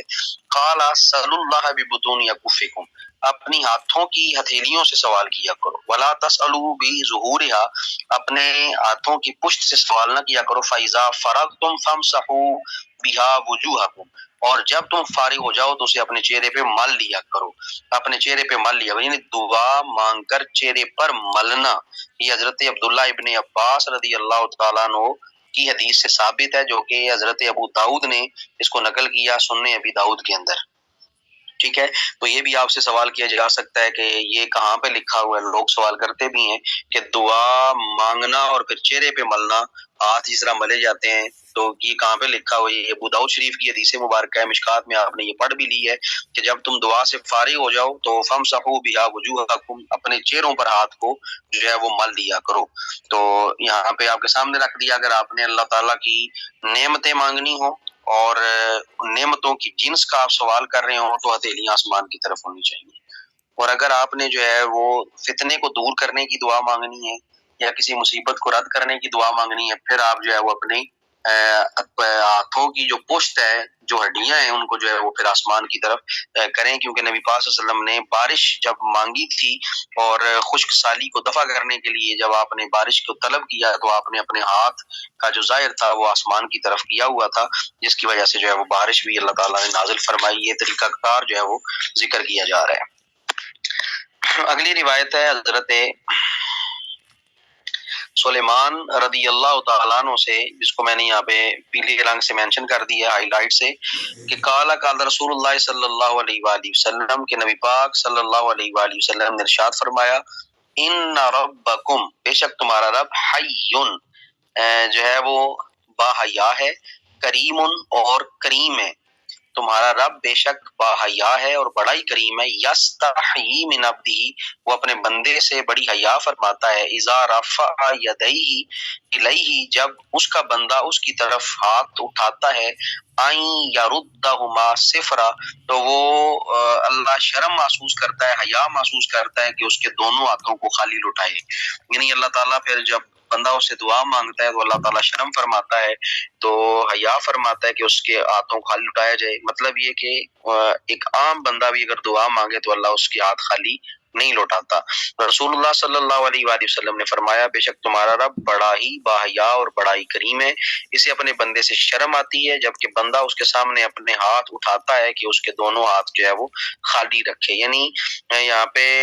صفرا جو صفرن کا جو لفظ آیا ہے، اس کا مطلب ہے خالی ہاتھ، ٹھیک ہے، تو خالی ہاتھ یا محتاج، تو اللہ تعالیٰ اس کو جو ہے وہ ضرور عطا فرماتا ہے، کبھی اس کو رد نہیں کرتا۔ اگلی حدیث حضرت عمر رضی اللہ تعالیٰ عنہ سے مروی ہے، قال کان رسول اللہ صلی اللہ علیہ وآلہ وسلم اذا رفع یدیہ فی الدعاء لم یحطہما حتی یمسح بہما وجہہ۔ یہ ترمذی کی روایت ہے اور یہ نبی پاک صلی اللہ علیہ وسلم کی سنت مبارکہ ہے۔ کیا اذا رفع یدیہ، جب آپ دعا کے لیے ہاتھ اٹھایا کرتے تھے، لم یحطہما، تو اس وقت تک آپ نیچے نہیں کرتے تھے، حتی یمسح بہما وجہہ، جب تک آپ اسے اپنے چہرے پر مل نہیں لیتے تھے، جب تک آپ اپنے ہاتھوں کو چہرے پہ نہیں مل لیتے تھے تب تک جو ہے آپ جو ہاتھ آپ نے دعا کے لیے اٹھائے ہوئے تھے ان کو نیچے نہ فرماتے۔ وعن عائشہ تھا، حضرت عائشہ صدیقہ رضی اللہ تعالیٰ عنہا سے مروی روایت ہے، قالت کان رسول اللہ صلی اللہ علیہ وآلہ وسلم یستحب الجوامع من الدعاء ویدع ما سوا ذلک۔ نبی پاک صلی اللہ علیہ وآلہ وسلم یستحب، پسند فرماتے تھے، الجوامع من الدعاء، جامع اور کامل دعاؤں کو پسند فرماتے تھے، ویدع ما سوا ذلک، اور ان کے سوا دوسری دعاؤں کو چھوڑ دیتے تھے۔ جامع دعائیں وہ ہیں جو زیادہ تر قرآن پاک میں نقل کی گئی ہیں یا نبی پاک صلی اللہ علیہ وآلہ وسلم نے دعائیں مانگی ہیں جو حدیث میں لکھی ہوئی ہیں، جنہیں مسنون دعائیں کہا جاتا ہے۔ یہ ساری کی ساری دعائیں جامع اور کامل دعائیں ہیں، تو نبی پاک صلی اللہ علیہ وسلم یہ جامع اور کامل دعائیں مانگنا پسند فرماتے تھے۔ وعن عبداللہ ابن عمر، حضرت عبداللہ بن عمر رضی اللہ تعالیٰ عنہ سے مروی روایت ہے، یہ روایت جس کو میں اب نیلے رنگ سے جو ہے مینشن کر رہا ہوں، کہ نبی پاک صلی اللہ علیہ وآلہ وسلم نے ارشاد فرمایا، ان اسرع الدعاء اجابہ دعوت غائب لغائب۔ نبی پاک صلی اللہ علیہ وسلم نے ارشاد فرمایا کہ ان اسرع الدعاء کے اجابتاً، ازرو اجابت، ازرو قبولیت، جو دعا جلدی قبول ہوتی ہے وہ دعا کون سی ہے؟ دعوت غائب لغائب، جو بندہ غائب شخص کے لیے دعا کرتا ہے، یعنی جو بندہ سامنے نہ ہو اور اس سے غائب ہو تو بندہ اس کے لیے دعا کرے، یعنی جو بندہ اس کے سامنے موجود نہ ہو اس کے لیے دعا کرنا، یعنی اپنے بھائی کے لیے، اپنے بہن کے لیے، اس کے سامنے موجود نہیں ہے اس کے لیے دعا کرنا، نبی پاک فرماتے ہیں یہ دعا جو ہے وہ جلدی قبول ہوتی ہے، کیونکہ اس دعا میں صدق ہے، اس دعا میں اخلاص ہے، اس دعا میں محبت ہے، بناوٹ ریاکاری کی کوئی ملاوٹ نہیں ہے۔ اس وجہ سے نبی پاک صلی اللہ علیہ وآلہ وسلم نے ارشاد فرمایا کہ یہ دعا جو ہے وہ جلدی قبول ہوتی ہے۔ حضرت عمر بن خطاب رضی اللہ تعالیٰ عنہ آپ بیان فرماتے ہیں، قال استأذنت النبی صلی اللہ علیہ وآلہ وسلم فی العمرہ، کہ میں نے نبی پاک صلی اللہ علیہ وسلم سے عمرہ کرنے کی اجازت طلب کی، فآذن لی، آپ نے مجھے اجازت دے دی، وقال اشرکنا، تو آپ نے مجھے اجازت دے دی اور آپ نے فرمایا کہ ہمیں بھی شریک رکھنا،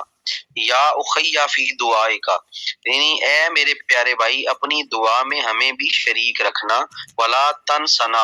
اور ہمیں بھول نہ جانا، فقال کلمۃ ما یسرنی ان لی بها الدنیا، حضرت عمر فرماتے ہیں کہ رسول صلی اللہ علیہ وسلم نے یہ ایک ایسا کلمہ ارشاد فرمایا جو کہ اس کے بدلے ساری دنیا بھی اگر مل جائے تو اتنی خوشی مجھے نہ ہوتی جتنی اس جملے سے خوشی ہوئی ہے۔ یہ اکثر جب آپ دیکھیں لوگ عمرہ کرنے جاتے ہیں تو کہتے ہیں ہمارے لیے دعا کرنا، تو بعض لوگ کہتے ہیں کہ یہ کہاں سے ثابت ہے، انہوں نے جو ہے وہ پنجابی میں کہتے ہیں ڈیش بازی بنائی ہوئی ہے انہوں نے، کہ دعائیں کرواتے ہیں، کہتے ہیں کہ ہمارے دعا کرنا، یہ کہاں لکھا ہوا ہے؟ یہ اکثر لوگ اعتراض کرتے ہیں، تو یہ مشکات شریف کی حدیث مبارکہ ہے جو کہ حضرت عمر بن خطاب رضی اللہ تعالیٰ عنہ سے مروی روایت ہے۔ آپ نے ارشاد فرمایا کہ جب میں نے عمرے کی اجازت طلب کی تو نبی پاک نے مجھے اجازت دی، اور آپ کے الفاظ کیا ہیں؟ بڑے پیار بھرے الفاظ ہیں، فرمایا اشرکنا یا اخیا فی دعائے کا، اے میرے بھائی ہمیں بھی دعاؤں میں یاد رکھنا، ولا تنسنا، اور ہمیں بھول نہ جانا۔ آپ حضرت عمر فرماتے ہیں کہ یہ وہ کلمہ تھا اگر ساری دنیا بھی جو ہے وہ مجھے مل جاتی اس کی اتنی خوشی نہ ہوتی جتنی نبی پاک کے اس جملے سے مجھے خوشی ہوئی ہے، اور یہ جو ہے وہ جملہ آپ نے فرمایا کہ مجھے اس نے بہت جو ہے وہ خوشی دی، اور کتنا یہ پیار بھرا جملہ ہے۔ اللہ تعالیٰ حضرت عمر فاروق رضی اللہ تعالیٰ عنہ کے مزار پر عرب رحمتیں اور بے پناہ رحمتیں نازل فرمائے۔ اللہ تعالیٰ ہم سب کو جو ہے وہ حضرت عمر فاروق رضی اللہ تعالیٰ عنہ کے نقش قدم پر بھی چلنے کی توفیق عطا فرمائے۔ حضرت ابو ہریرہ رضی اللہ تعالیٰ عنہ سے مروی جو ہے وہ روایت ہے، یہ پیلے رنگ سے اس کو جو ہے میں یہاں پہ مینشن کر رہا ہوں۔ قال رسول اللہ صلی اللہ علیہ وآلہ وسلم، نبی پاک صلی اللہ علیہ وآلہ وسلم نے ارشاد فرمایا، لا ترد دعوتهم الصائم حين يفطر، 3 لوگوں کی دعا رد نہیں ہوتی، ان میں سے ایک وہ ہے جو کہ روزہ دار ہے، جو افطار کے وقت ہو، یعنی روزہ دار جب وہ افطار کرتا ہے تو اس کی دعا رد نہیں ہوتی۔ والامام العادل، ایک عادل امام، ایک عدل و انصاف والے بادشاہ کی دعا رد نہیں ہوتی۔ ودعوت المظلوم، اور مظلوم کی دعا رد نہیں ہوتی۔ یرفع اللہ فوق الغمام وتفتح لها ابواب السماء، اس کی دعا کے لیے آسمانوں کے دروازے کھول دیے جاتے ہیں، اس کی دعا کو بادلوں سے اوپر لے جایا جاتا ہے۔ جو مظلوم ہے اس کی دعا کو بادلوں سے اوپر لے جایا جاتا ہے، اس کے لیے آسمان کے دروازے کھول دیے جاتے ہیں۔ وَيَقُولُ الرب، تو اللہ تعالیٰ ارشاد فرماتا ہے وَعِزَّتِي، میری عزت اور جلال کی قسم، لَأَنصُرَنَّكَ وَلَوْ بَعْدَ حِينٍ، میں ضرور بھی ضرور تیری مدد کروں گا اگرچہ تھوڑی دیر کے بعد کیوں نہ ہو، میں تیری ضرور مدد کروں گا۔ یعنی اللہ تعالیٰ مظلوم آدمی سے خطاب فرماتا ہے، مظلوم آدمی کی دعا بادلوں سے اوپر جاتی ہے، آسمان کے دروازے کھلتے ہیں۔ یہ کہتے ہیں کہ مظلوم کی دعا چلا دیتی ہے، یہ باقاعدہ حدیث پاک سے ثابت ہے۔ نبی پاک صلی اللہ علیہ وسلم نے ارشاد فرمایا کہ 3 دعائیں رد نہیں ہوتی، روزہ دار کی دعا جب وہ افطار کرنے لگے، ایک عدل و انصاف کرنے والے بادشاہ کی دعا رد نہیں ہوتی، اور مظلوم کی دعا۔ اور مظلوم کی دعا کیا ہے؟ یہ بادلوں سے اوپر لے جائی جاتی ہے، آسمان کے دروازے کھول دیے جاتے ہیں، رب اس سے مخاطب ہوتے ہیں اور ارشاد فرماتے ہیں مجھے میری عزت کی قسم میں تمہاری ضرور بھی ضرور مدد کروں گا اگرچہ تھوڑی ہی دیر کے بعد ہو۔ اس کے بعد اس باب کی آخری جو ہے وہ روایت ہے، یہ روایت حضرت ابو ہریرہ ہی سے مروی ہے، جس کو یہاں پہ جو ہے وہ سبز رنگ سے میں آخر میں مینشن کرنے لگا ہوں، الفصل الثالث سے اوپر یہ حدیث پاک ہے۔ قال قال رسول اللہ صلی اللہ علیہ وآلہ وسلم، کہ نبی پاک صلی اللہ علیہ وآلہ وسلم نے ارشاد فرمایا ثلاث دعوات مستجابۃ، 3 ایسی دعائیں ہیں جن جو قبول ہی قبول ہیں، لا شک فیہن، ان میں کسی قسم کا کوئی شک نہیں ہے۔ وہ کون سی دعا ہے؟ دعوت الوالدی، یعنی یہاں پہ باپ کی دعا، ودعوت المسافری، مسافر کی دعا، ودعوت المظلوم، اور مظلوم کی دعا۔ یعنی باپ کی اپنے اولاد کے لیے دعا یا بد دعا قبول ہو کر رہتی ہے۔ جب باپ کی دعا کی یہ تاثیر ہے تو ماں کی دعا بطریق اولا قبول ہوتی ہے، کیونکہ ماں کی شفقت اور مہربانی بھی جو ہے وہ باپ سے زیادہ ہوتی ہے۔ تو یہاں پر ارشاد فرمایا کہ 3 دعائیں جو ہیں وہ رد نہیں ہوتی، 3 دعاؤں کی قبولیت میں کسی قسم کا کوئی شک نہیں ہے۔ ایک والد کی دعا، ایک مسافر کی دعا، اور ایک جو ہے وہ مظلوم کی دعا۔ یعنی مسافر کا اپنے لیے دعا کرنا یا دوسرے کے لیے دعا کرنا اللہ تعالیٰ قبول فرماتا ہے، رد نہیں فرماتا۔ تو یہ آج کا اپنے صفحہ جو ہے وہ آپ کے سامنے تھا 195، یہ آپ نے پڑھ لیا، دوسری فصل آپ نے جو ہے وہ مکمل کر لی ہے۔ آج ہم اتنا ہی پڑھیں گے، ان حدیث کو جو ہے وہ آپ ایک دفعہ ضرور پڑھیے گا تاکہ آپ کو جو ہے وہ ذہن نشین ہو جائیں۔ اس میں کافی ساری چیزیں آپ کی جو ہے وہ رہنمائی کے لیے موجود ہیں، ان کو سمجھیں، ان دعاؤں کو دیکھیں کس طرح دعا مانگنی چاہیے، کیا کیا طریقہ کار ہے۔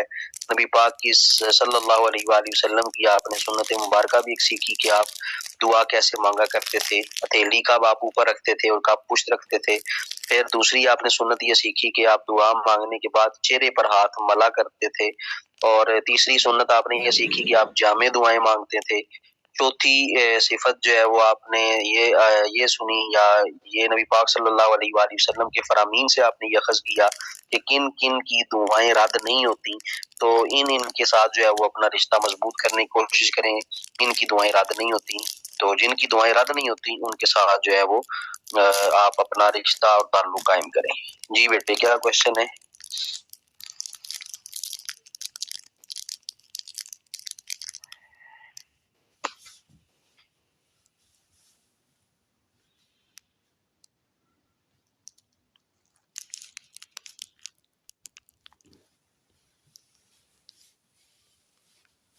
نہیں آپ کا بیٹے سمجھ آیا؟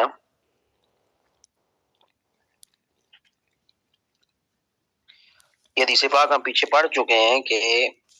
اگر جو ہے وہ دعا مانگتے ہی نہیں ہے اور درود پاک ہی پڑھتا رہتا ہے اور دعا مانگنے سے وہ بالکل بے نیاز ہو جاتا ہے،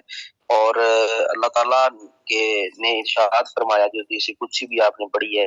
کہ جب بندہ میرے ذکر کی وجہ سے دعا مانگنے سے رہ جائے تو میں اسے وہ چیزیں بھی عطا کرتا ہوں جو دعا مانگنے والے کو عطا کرتا ہوں۔ تو اس میں بھی جو ہے وہ کوئی حرج نہیں ہے، دعا مانگنی چاہیے۔ یہ ایک درجہ ہے جس میں لوگ جو ہے وہ اکتفا کر جاتے ہیں، جو رب نے دے دیا بس اسی پہ اکتفا کیا،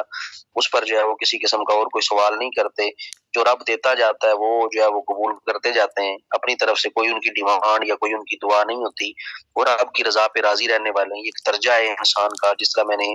اس باب کے شروع میں آپ کو بتایا تھا۔ کچھ ایسے لوگ ہیں جو دعا مانگتے ہیں، جن کو دعا مانگنے کا کہا گیا ہے،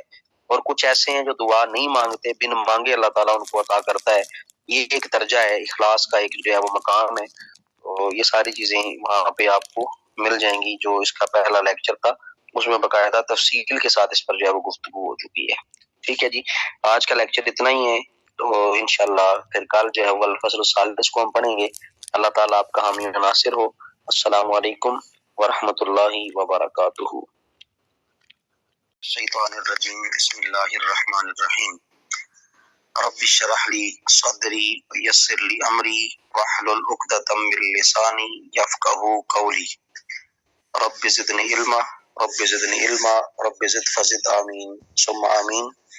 اللهم صل على سيدنا ومولانا محمد بعدد كل ذرة مئة ألف ألف مرة، وعلى آله وأزواجه وآبائه وصحبه وبارك وسلم وصل عليه۔ السلام علیکم ورحمۃ اللہ وبرکاتہ۔ آج ہم کتاب الدعوات کے پہلے باب کی تیسری فصل کو پڑھیں گے۔ تیسری فصل کا آغاز حضرت انس رضی اللہ تعالیٰ عنہ کی روایت سے ہوتا ہے، جو کہ 196 نمبر صفحے سے جو ہے وہ شروع ہو جائے گی۔ ساتھ ہی اگلے صفحے پہ چلے جائیں تاکہ حدیث کا تسلسل جو ہے وہ باقی رہے۔ الفصل الثالث، تیسری فصل۔ عن انس،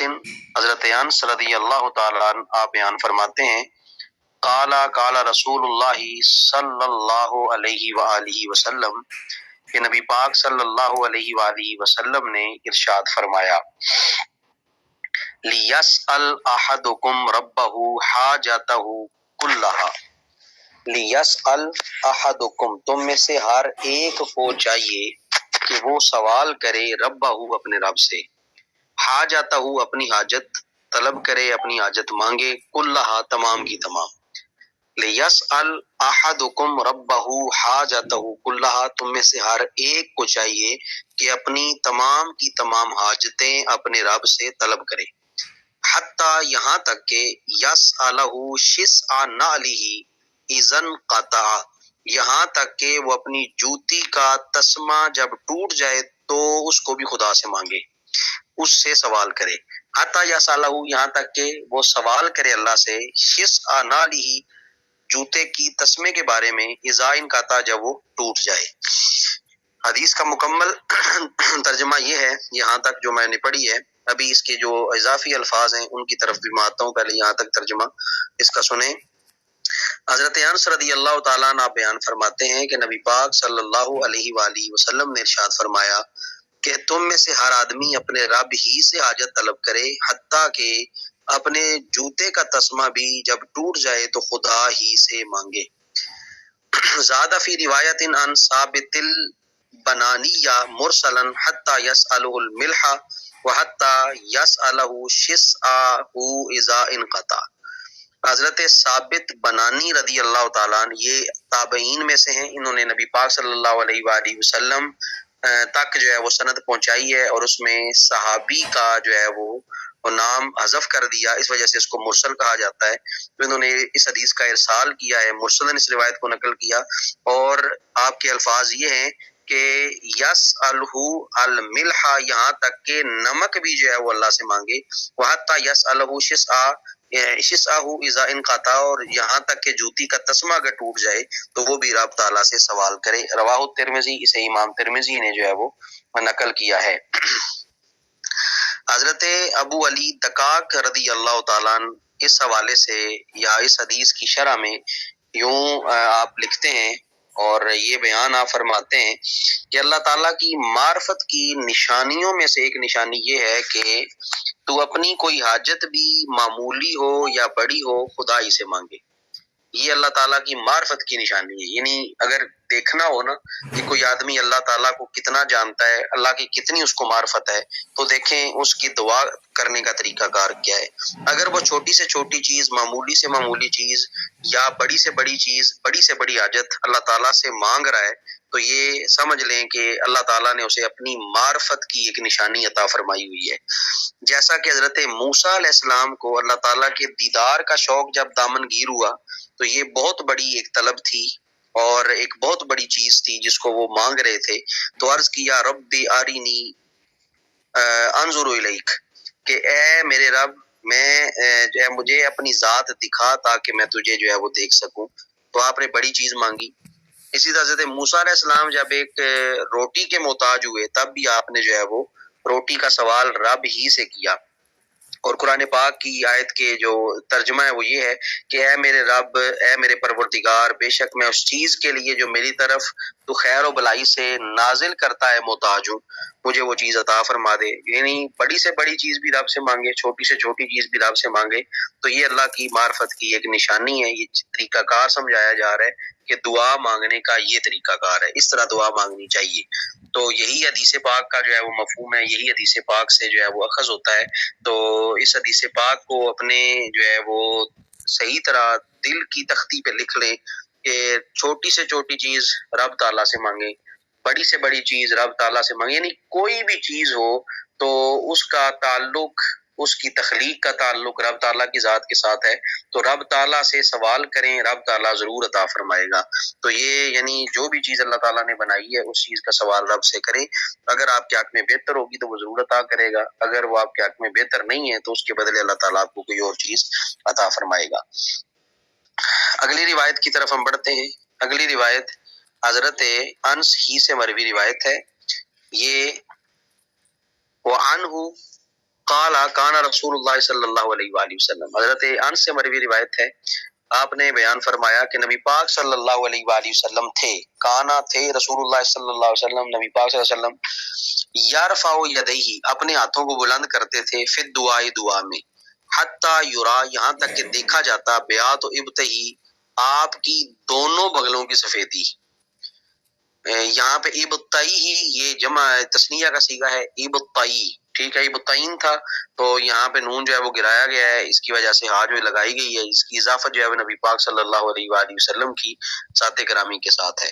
تو یرا بیاض ابطئی ہی، یہاں تک کہ آپ کی بغلوں کی سفیدی کو دیکھا جاتا ہے. یعنی آپ جب اللہ تعالیٰ سے دعا مانگتے تو آپ اتنے ہاتھ بلند کر دیتے کہ آپ کے بغلوں کی جو سفیدی تھی وہ نظر آتی. یعنی بعض اوقات آپ اپنے ہاتھ مبارک زیادہ اوپر اٹھاتے اور بعض اوقات زیادہ نہیں اٹھاتے تھے. یہاں حدیث میں لفظ ابتئی ہے جو پہلے بھی بتا چکا ہوں، تسنیہ ہے، اور مگر بعض روایتوں میں ابت آیا ہے حمزہ کی زیر اور با کے ساکن اور با کی زیر سے بھی جو ہے وہ ذکر کیا گیا ہے. اس کا مطلب بغل ہی ہے. ابت بھی اس کو پڑھا گیا ہے، ٹھیک ہے، ابت، اور اسے جو ہے وہ با کی زیر کے ساتھ ابت، یعنی الف کے نیچے زیر، با ساکن اور تا، ابت. ایک یہ اس طرح پڑھا گیا اور ایک اس طرح پڑھا گیا ہے، حمزہ کے نیچے زیر، با کے نیچے بھی زیر، ابت. تو ان کا معنی جو ہے وہ بغل ہے. یعنی بغل کی سفیدی آپ کی دیکھی جاتی یہاں تک کہ آپ ہاتھوں کو بلند فرمایا کرتے تھے. اس کے بعد حضرت سہل بن سعد رضی اللہ تعالیٰ عنہ سے مروی روایت ہے. حضرت سہل بن سعد رضی اللہ تعالیٰ عنہ آپ بیان فرماتے ہیں، ان نبی صلی اللہ علیہ وآلہ وسلم، آقا سے روایت نقل کرتے ہیں، کالا، کہ آپ فرماتے ہیں کہ نبی پاک صلی اللہ علیہ وآلہ وسلم نے ارشاد فرمایا، کانا یجعل اصبعیہ حذاء منکبیہ ویدعو. تو نبی پاک صلی اللہ علیہ وآلہ وسلم اپنی انگلیاں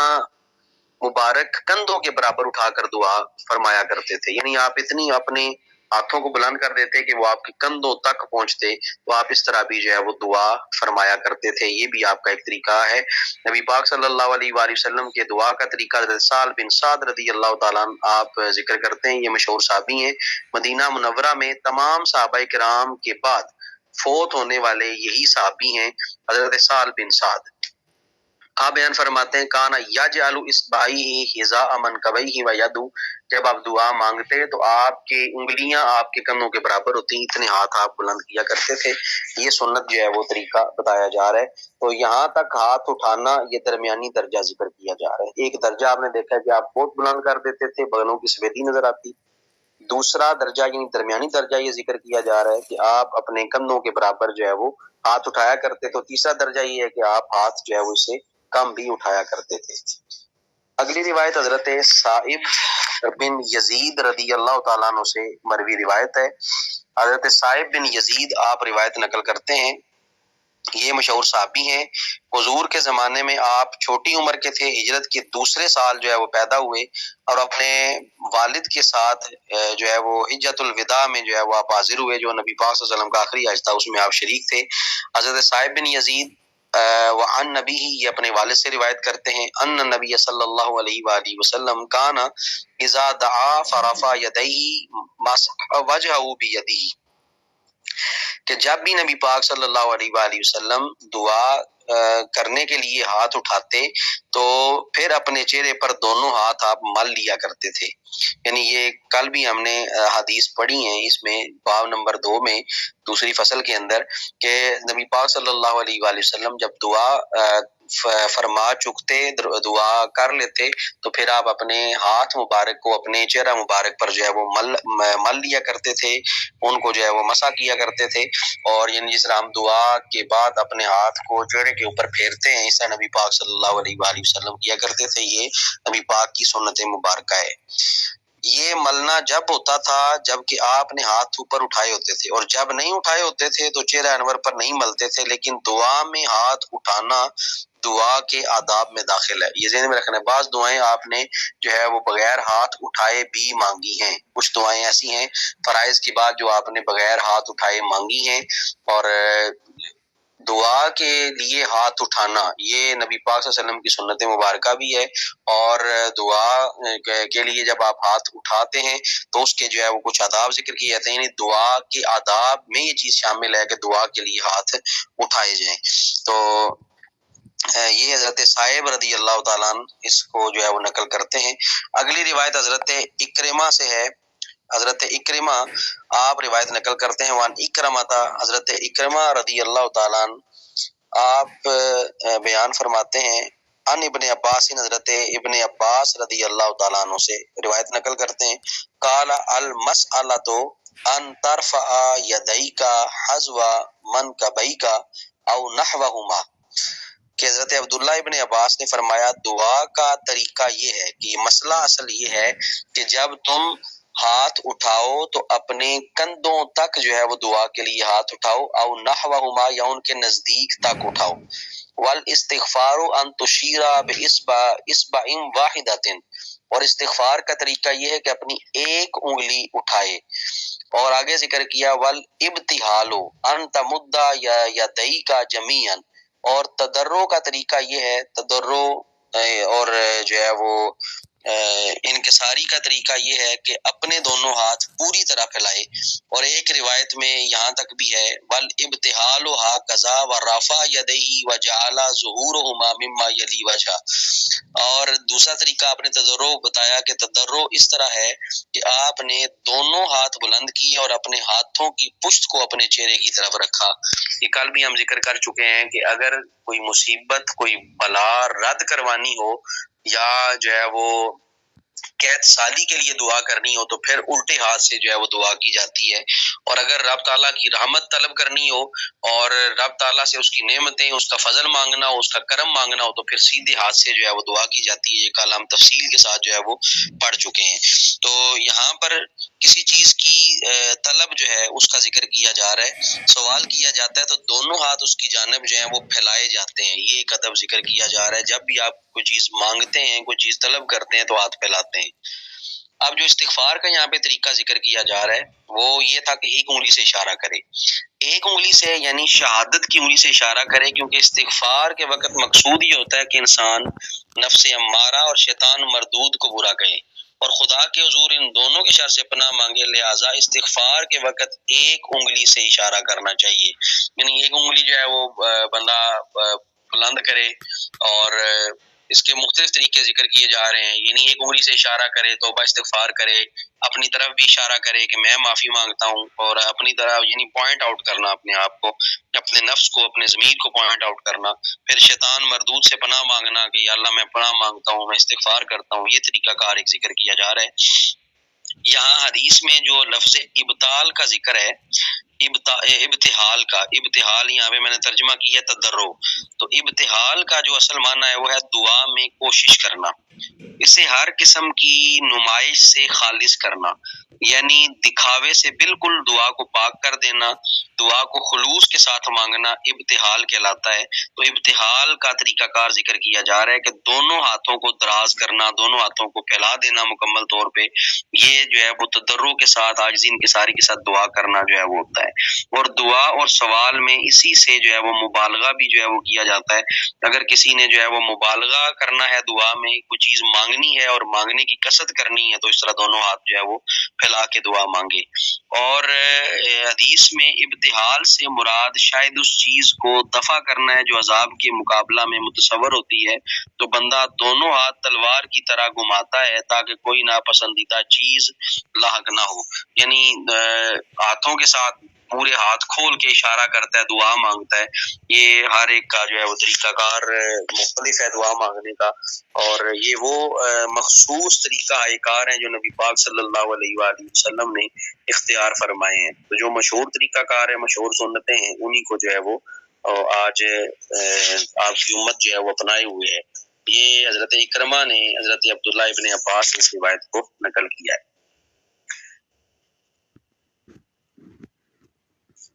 یہ بیٹے مختلف طریقے ہیں۔ اگر استغفار آپ کر رہے ہیں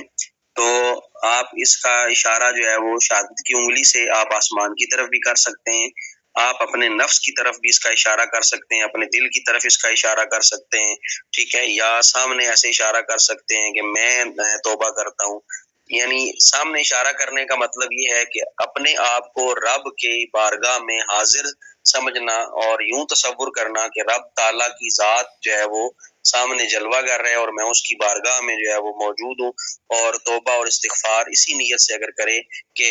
میں تو رب کو نہیں دیکھ سکتا، لیکن جس بارگاہ میں کھڑا ہوں وہ مجھے ضرور دیکھ رہا ہے، تو اس نیت سے اگر آپ کرتے ہیں تو یہ طریقہ کار بدلتے رہتے ہیں، کبھی نفس کی طرف اشارہ کرنا، کبھی آسمان کی طرف، کبھی سامنے، کبھی جو ہے وہ شیطان کو دفع کرنے کے لیے بھی شہادت کی انگلی کا اشارہ کیا جاتا ہے کہ میں اس مردود سے پناہ مانگتا ہوں، یعنی بندہ شیطان کو، اس کے وسوسوں کو سامنے دیکھ رہا ہوتا ہے اور اشارہ کرتا ہے کہ یا اللہ میں اس سے پناہ مانگتا ہوں، میں اس سے معافی مانگتا ہوں، میں نے اس کے کہنے پہ یہ کام کیا ہے، میں یہ معافی مانگتا ہوں۔ تو یہ استغفار کا طریقہ جو ہے بتایا جا رہا ہے۔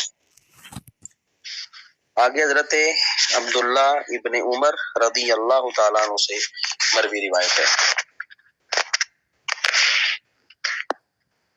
یہ روایت ہے حضرت عبداللہ ابن عمر رضی اللہ تعالیٰ عنہ سے، انہ یقول ان رفعکم ایدیکم بدعۃ ما زاد رسول اللہ صلی اللہ علیہ وسلم علی ھذا یعنی الی الصدر۔ حضرت عبداللہ ابن عمر رضی اللہ تعالیٰ عنہ سے روایت ہے۔ اب تھوڑی سی حدیث پاک پر غور کیجئے گا، یہاں پہ الفاظ یہ ہیں ان رفعکم ایدیکم، کہ تمہارے ہاتھوں کو اٹھانا، یعنی تمہارا اپنے ہاتھوں کو اٹھا لینا، بدعۃ، یہ بدعت ہے، ما زاد رسول اللہ صلی اللہ علیہ وآلہ وسلم علی ھذا یعنی لصدر، کہ آپ صلی اللہ علیہ وآلہ وسلم کے جو ہاتھ مبارک تھے وہ کبھی سینے سے بلند نہیں ہوتے تھے۔ ٹھیک ہے جی، یہ حدیث پاک آپ نے سن لی۔ یہاں پر اب ذہن الجھیں گے کہ پیچھے ہم کچھ اور پڑھ کے آئے، آگے کچھ اور ہے۔ حضرت عبداللہ ابن عمر کا یہ فتویٰ ہے، یہ ان کی ذاتی رائے ہے کہ تمہارا اس طرح ہاتھ بلند کر لینا یہ بدعت ہے۔ نبی پاک صلی اللہ علیہ وسلم جب بھی ہاتھ بلند فرمایا کرتے تو آپ کے سینے سے اوپر نہیں جاتے تھے، یعنی سینے سے بھی زیادہ بلند ہاتھ اٹھانا یہ بدعت ہے۔ یہ حضرت عبداللہ ابن عمر کی ذاتی رائے ہے، ٹھیک ہے جی۔ نہیں، یہ بیٹے وہ دعا مانگتے ہی نہیں ہیں، وہ کہتے ہیں کہ ہے ہی نہیں ہے، ٹھیک ہے۔ جس طرح پیچھے حدیث آپ نے پڑھی ہے نا کہ نبی پاک صلی اللہ علیہ وآلہ وسلم کے جو بعض ایسی دعائیں ہیں جو آپ نے جو ہے وہ بغیر ہاتھ اٹھائے مانگی ہیں، ٹھیک ہے، تو یہ اسی طرح کہتے ہیں کہ نبی پاک صلی اللہ علیہ وسلم سے ثابت ہی نہیں ہے کہ ہاتھ اٹھانے چاہیے۔ ٹھیک ہے. تو یہ جو ذکر کیا جا رہا ہے یہ حضرت عبداللہ ابن عمر کا فتویٰ ہے. پیچھے حدیثیں ہیں, ٹھیک ہے, نبی پاک صلی اللہ علیہ وسلم کا عمل ہے, نبی پاک صلی اللہ علیہ وسلم کا طریقہ ہے, نبی پاک صلی اللہ علیہ وسلم کے فرامین ہیں, ان کی ایک عملی تصویر جو ہے وہ حدیثوں میں موجود ہے, اس کو ترجیح دی جائے گی. حضرت عبداللہ ابن عمر کے فتوے کو ترجیح نہیں دی جائے گی. ٹھیک ہے, جب ایک ذکر پیچھے موجود ہے, حدیث موجود ہیں, مستند راوی جو ہیں وہ جو بیان کرنے والے ہیں جید صحابہ کرام ہیں, اور ان کی تعداد زیادہ ہے جنہوں نے کہا ہے کہ آپ ہاتھ اٹھایا کرتے تھے, تو پھر اس میں حضرت عبداللہ ابن عمر رضی اللہ تعالیٰ عنہ کے جو فتویٰ ہے اس کا اعتبار نہیں کیا جائے گا. اگر کوئی اس پہ عمل کرتا بھی ہے تو کوئی اس میں حرج نہیں ہے. اس کی وجہ یہ ہے کہ حضرت عبداللہ ابن عمر یہ بھی صحابی رسول ہیں, اور نبی پاک صلی اللہ علیہ وسلم نے ارشاد فرمایا صحابی کا نجوم بیائیہم مقتدیتم اہتدیتم, میرے صحابہ ستاروں کی مانند ہیں, جس کی بھی پیروی کرو گے ہدایت پا جاؤ گے. حضرت عبداللہ ابن عمر کا صرف اتنا سا موقف ہے کہ آپ سینے سے بلند ہاتھ نہیں اٹھاتے تھے. ٹھیک ہے, تو مطلب اس حدیث سے یہ ثابت ہوتا ہے کہ ہاتھ ضرور اٹھاتے تھے لیکن سینے سے اوپر نہیں اٹھاتے تھے. یہاں پر آپ اختلاف ہوا ہے, باقی تمام چیزیں جو ہیں وہ اس میں متفق ہیں. یہ الفاظ جو ہے وہ ابھی جو آپ کے سامنے ذکر کی ہے کہ یہ بدعت ہے, یہ حضرت عبداللہ ابن عمر کے جو ہے وہ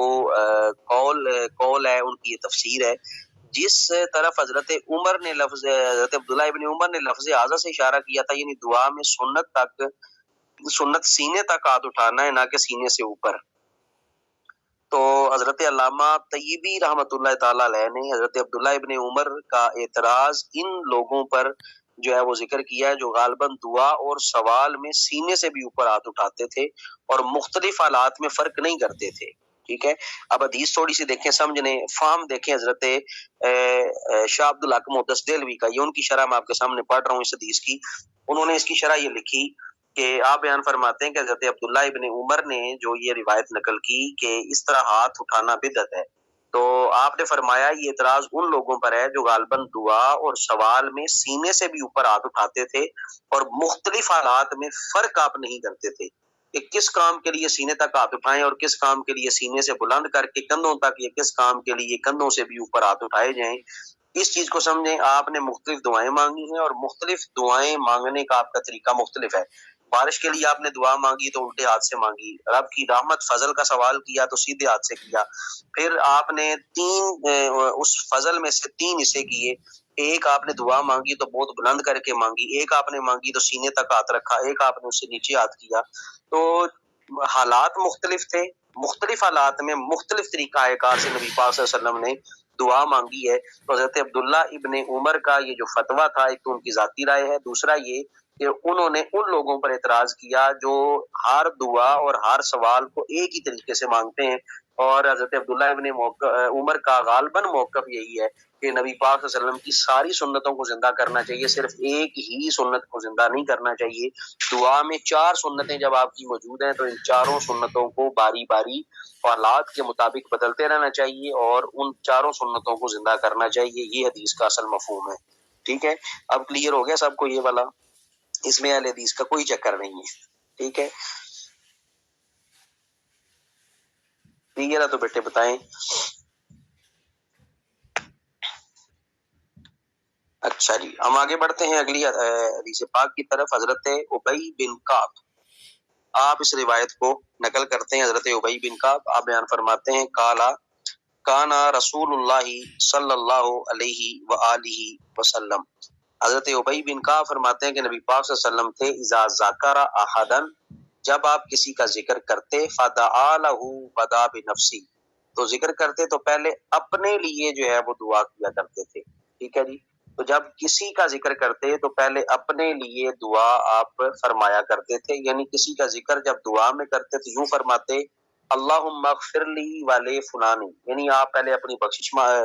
کا سوال کرتے پھر اگلے کی بخشش کا سوال کرتے, یعنی پہلے آپ اپنے لیے دعا کو مخصوص کرتے اور پھر جو ہے وہ اگلے کے لیے جو ہے وہ آپ دعا فرمایا کرتے تھے. یہ نبی پاک صلی اللہ علیہ وآلہ وسلم کا ایک طریقہ کار ہے جو حضرت ابی بن کعب رضی اللہ تعالیٰ عنہ نے ذکر کیا کہ کان رسول اللہ صلی اللہ علیہ وآلہ وسلم اذا ذکر احدا فدعا له بدا بنفسی, جب نبی پاک صلی اللہ علیہ وآلہ وسلم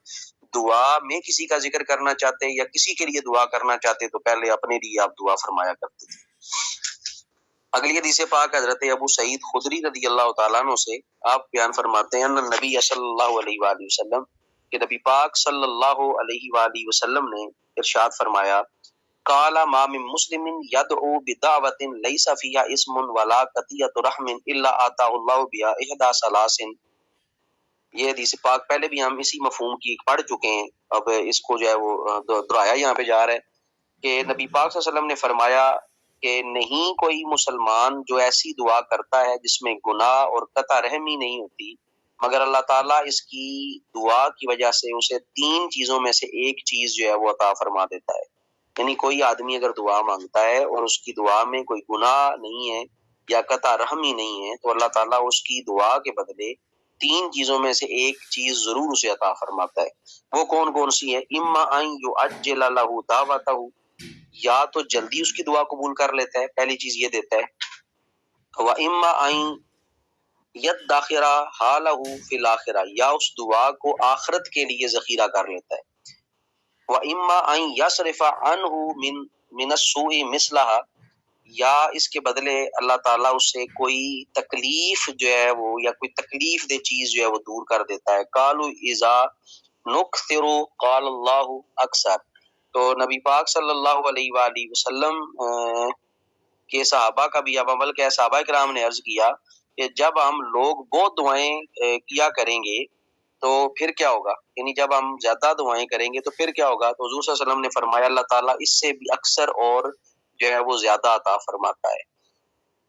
حدیث کا مفہوم سمجھ لیں، ترجمہ سمجھ لیں. حضرت ابو سعید خدری رضی اللہ تعالیٰ عنہ بیان فرماتے ہیں کہ نبی پاک صلی اللہ علیہ وسلم نے ارشاد فرمایا کہ کوئی بھی مسلمان اگر دعا مانگے اور اس کی دعا میں گناہ نہ ہو یا قطع رحمی نہ ہو تو اللہ تعالیٰ اسے 3 چیزوں میں سے ایک چیز ضرور عطا فرماتا ہے. پہلی چیز، یا تو اسے جو ہے اس کی دعا کو جلدی قبول کرتا ہے، یا جو ہے وہ اس دعا کے اجر کو آخرت کے لیے ذخیرہ کر لیتا ہے، یا